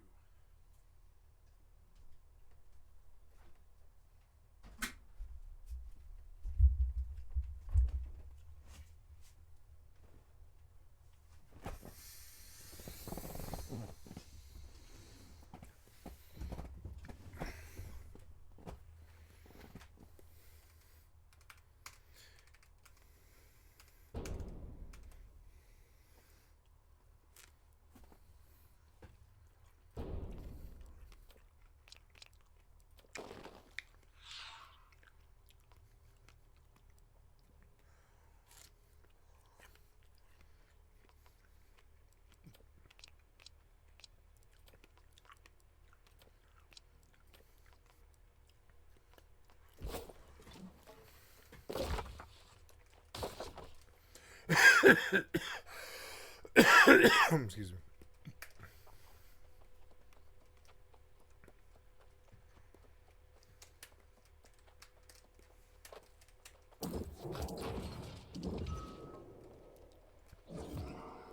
Sorry about my camera. Quite good.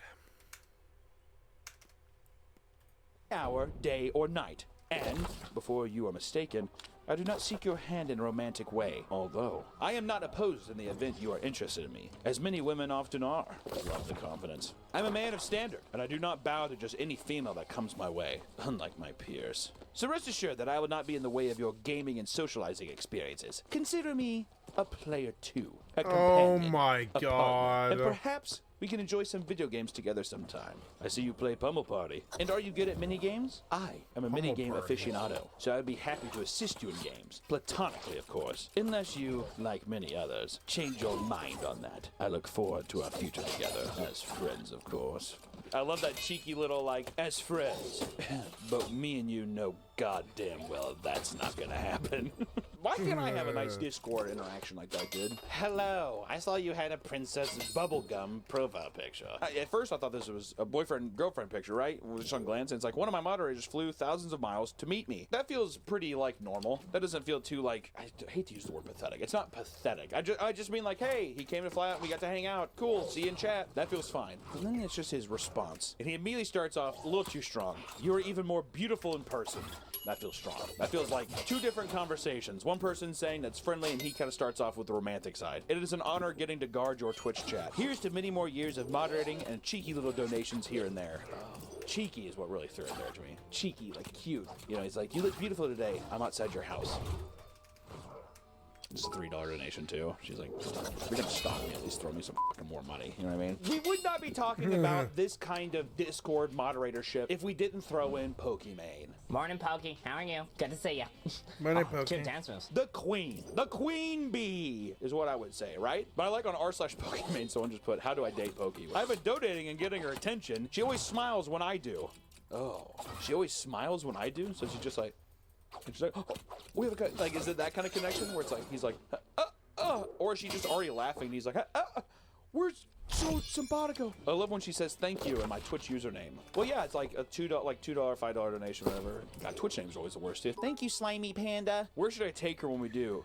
What should we do? God, I can't wait for us to get married. Okay, this might be a troll post. I can't wait for us to get married is pretty crazy. Which, because then you have also like some troll posts like this that I think are fun, but I'd like to think that they are real. But there's some screenshots here of some other stuff. Discord mods on TikTok of random things of a guy sitting crisscross and he just has like the fattest legs imaginable. I looked at his legs and I'm like, those are what my legs look like. Me at age of 34, moderating 60 Discord servers, and e-girls flag my messages begging for my attention. You know, it's all kinds of people taking pictures with their queens and stuff. I'm kind of short on savings, but I'll defo get $500 to drop this week. LMAO. Hope she sees this and knows how much I love and miss her. This idea that you have to hit a certain quota of money, because then it goes into like weird stuff too, where you're getting into territories where it's like you're the breadwinner of the family. It's like man shit. Okay, well I need to give her $500 so I can support her, and then you become a base to the foundation of her survivability and her living in this nice place, and you know, God, I do spoil my little princess. Kissing your mod is like kissing your brother. This woman bringing her moderator on stream and then like parading this around like, oh, I can't kiss him, whatever. He's not bad looking. Just kiss the son of a bitch if he's sitting there. It's one a peck, little Tom Brady peck, right on the lips, dude. Taking shots too. He's like, keep taking your shots. He's barely taking shots though. He barely poured anything in that. Oh, I'm drunk too. Pucker up. I have small lips. You're snotting. Oh, this is so cringe. His eyes are closed too. I feel bad that a man would be getting this situation and it's this pathetic, whatever. But then to like be publicly humiliated and like in front of how many viewers, and she's like, oh my God, I can't. It's like one of those things where it's like you can't give a friendly kiss to somebody. I friendly kiss my grandma. Doesn't make it fucking weird. She has great lips, by the way. Because they're saying like, look how stupid. Because it's not a big deal. She barely kissed him and she screams. Come on, dude. And then she runs off screen holding her tits. He's sitting there. He's like, jackpot. After Caitlyn told Dilly to clean himself up for the kiss, she tells chat that she wanted to drink specifically because she didn't want to remember the kiss. I only did the kiss room because I knew I'd be kind of drinking, right? And me drinking, I won't even remember this kiss anyways, so. He suggested he grab her by the chin to give her a kiss, and she laughs in his face. Well, that's kind of cringy. That's like definitely a fantasy he's probably had. Those are the kind of guys too that saw like Spider-Man 1. They're like the upside down kiss was probably the hottest thing on earth. She does a belly shot from Dilly. I will say that belly is not looking good. You can pay me enough to put my stomach out there like that. Are you kidding me? I got enough fucking stretch marks on my stomach that looks like a river map of Missouri. Ain't no way. Ain't no way. Also, I hate that fucking room, honestly. Move. Does this look like a fucking toddler's room? Like it looks They're like I feel like a shooting baby. me. Is there someone over there shooting me? There is. What is the deal God with damn it, you're so annoying. Why won't you attack? Oh my God, you're not attacking. You're not attacking. Horse teeth, dude. Gotta go, Is that gotta actually move, just gotta move, insecurity gotta move. about teeth? She has perfectly straight teeth. Everyone now. Oh my God, oh my God. And she keeps like covering her tits. I'm like, your tits have been out this entire time. You're so annoying. Come if you're laughing, here or own come your here. laugh. Have a little more fucking pride in your laugh, dude. Kate's been a great friend to me since I've been out here. We've had fun every single night. She's done things that she personally didn't want to do, so but annoying. for me, she would do it. Oh my God, this Wait, was a what? terrible Sounds idea. like he's like, so I mean, I don't know, she like licked my ass and whatever else. Mod behavior, dude. Streamers and content creators have to be very, very careful. Honestly, whenever I've done stuff, I don't have huge streams or anything, but still, yeah, there needs to be a level of decorum, right? Grace that you have with people online. Moderators online need to be careful, right? So do the creators themselves. Moderators out there are usually, from what we've seen today, an odd bunch. They do it because they're going to show up anyways, and that's nice. But people that take it too far, You they try to find fucking out where you live. leash? Try to snitch your pants. No, Don't you didn't kiss you. leash. Probably not the best moderators to have. Versus people who are there to just hang out and make sure that no crazy, borderline racist shit said in chat. There's a big difference. So all I got to say is this. If you're a moderator who's doing the good fight, working hard, who keeps the community nice and safe, I say God bless you. If you're a moderator who's just trying to get some pussy, God bless you.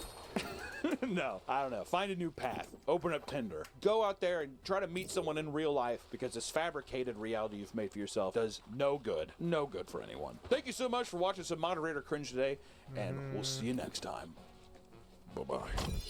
The reason why he would sometimes turn around videos a week or two late is because he couldn't stop masturbating. Touching himself? I was trying to pick which word to use.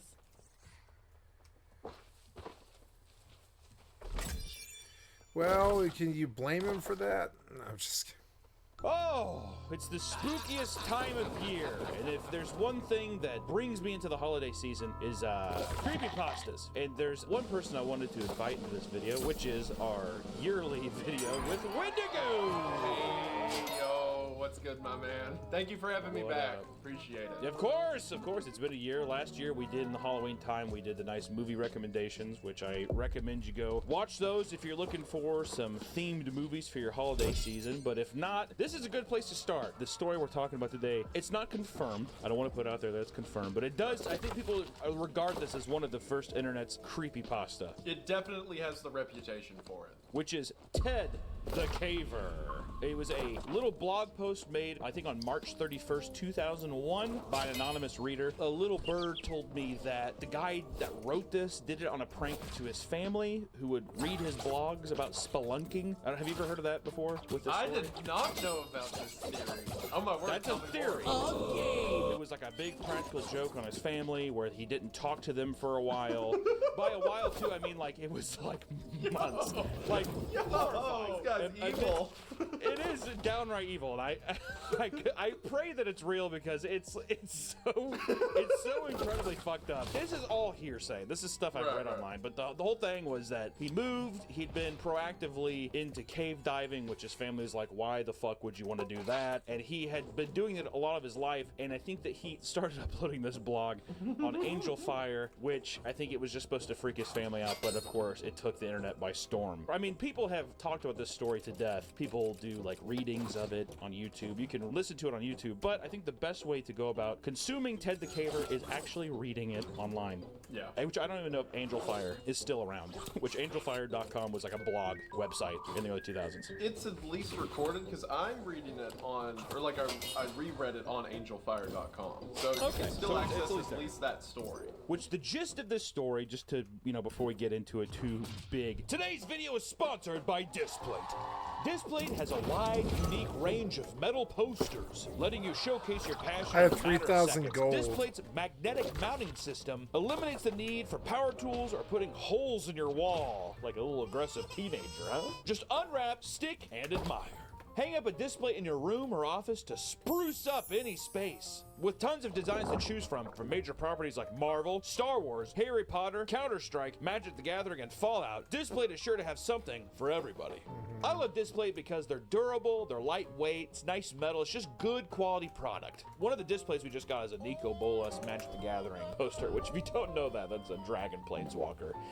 It's kind of a big deal. And here in our little workspace, we're trying to set up one of the spaces to be like a magic shop. And this thing goes beautifully in there. Oh, fits like a glove. But the best thing is if things change, you just pop it off the wall, you take it down, you put it up somewhere else. Displate, it's flexible and easy. And if you want to buy another one, Displate will ship it to your door anywhere in the world within 4 to 5 business days. Oh, mama, that's fast. Dress your walls with Displate. Click the link or use my discount code PAPA to get 32% off your first 2 Displates or get 38% off when you buy 3 or more. Thank you so much, Displate, for sponsoring the video, and back to the video. Is that guy talking about his experience with a very odd cave that he's spelunking in, aka cave diving, aka the worst hobby on earth. I don't know why anybody likes spelunking. I'm extremely claustrophobic, so this story touches me to an extreme core. But it's about this man and his buddy named B diving down to a cave and exploring a mysterious hole that they find. And he writes in this blog as if it's his personal journal, just kind of going into great detail of all of the things that they see, the processes they do, and it's extremely effective. And it all begins in December 30th, 2000. So I thought this was crazy because I was like, oh my god, this story is now over 20 years old. It is, isn't it? Wow. An internet story that's been around for 2 decades. 2 decades that holds enough infamy, but hasn't been manufactured into a bunch of different... Because at first I was like, I'm surprised they haven't made a movie of this. But in 2013, they made a movie. I tried watching a little bit of it for this video, and it's really stupid. It's really bad. Is this that movie, Living Dark? Mm-hmm. Yep. I didn't watch it, but I saw that in research, yeah. It's just they change the story too much, it deviates from it, and you lose a lot of the charm of what makes this story actually very creepy.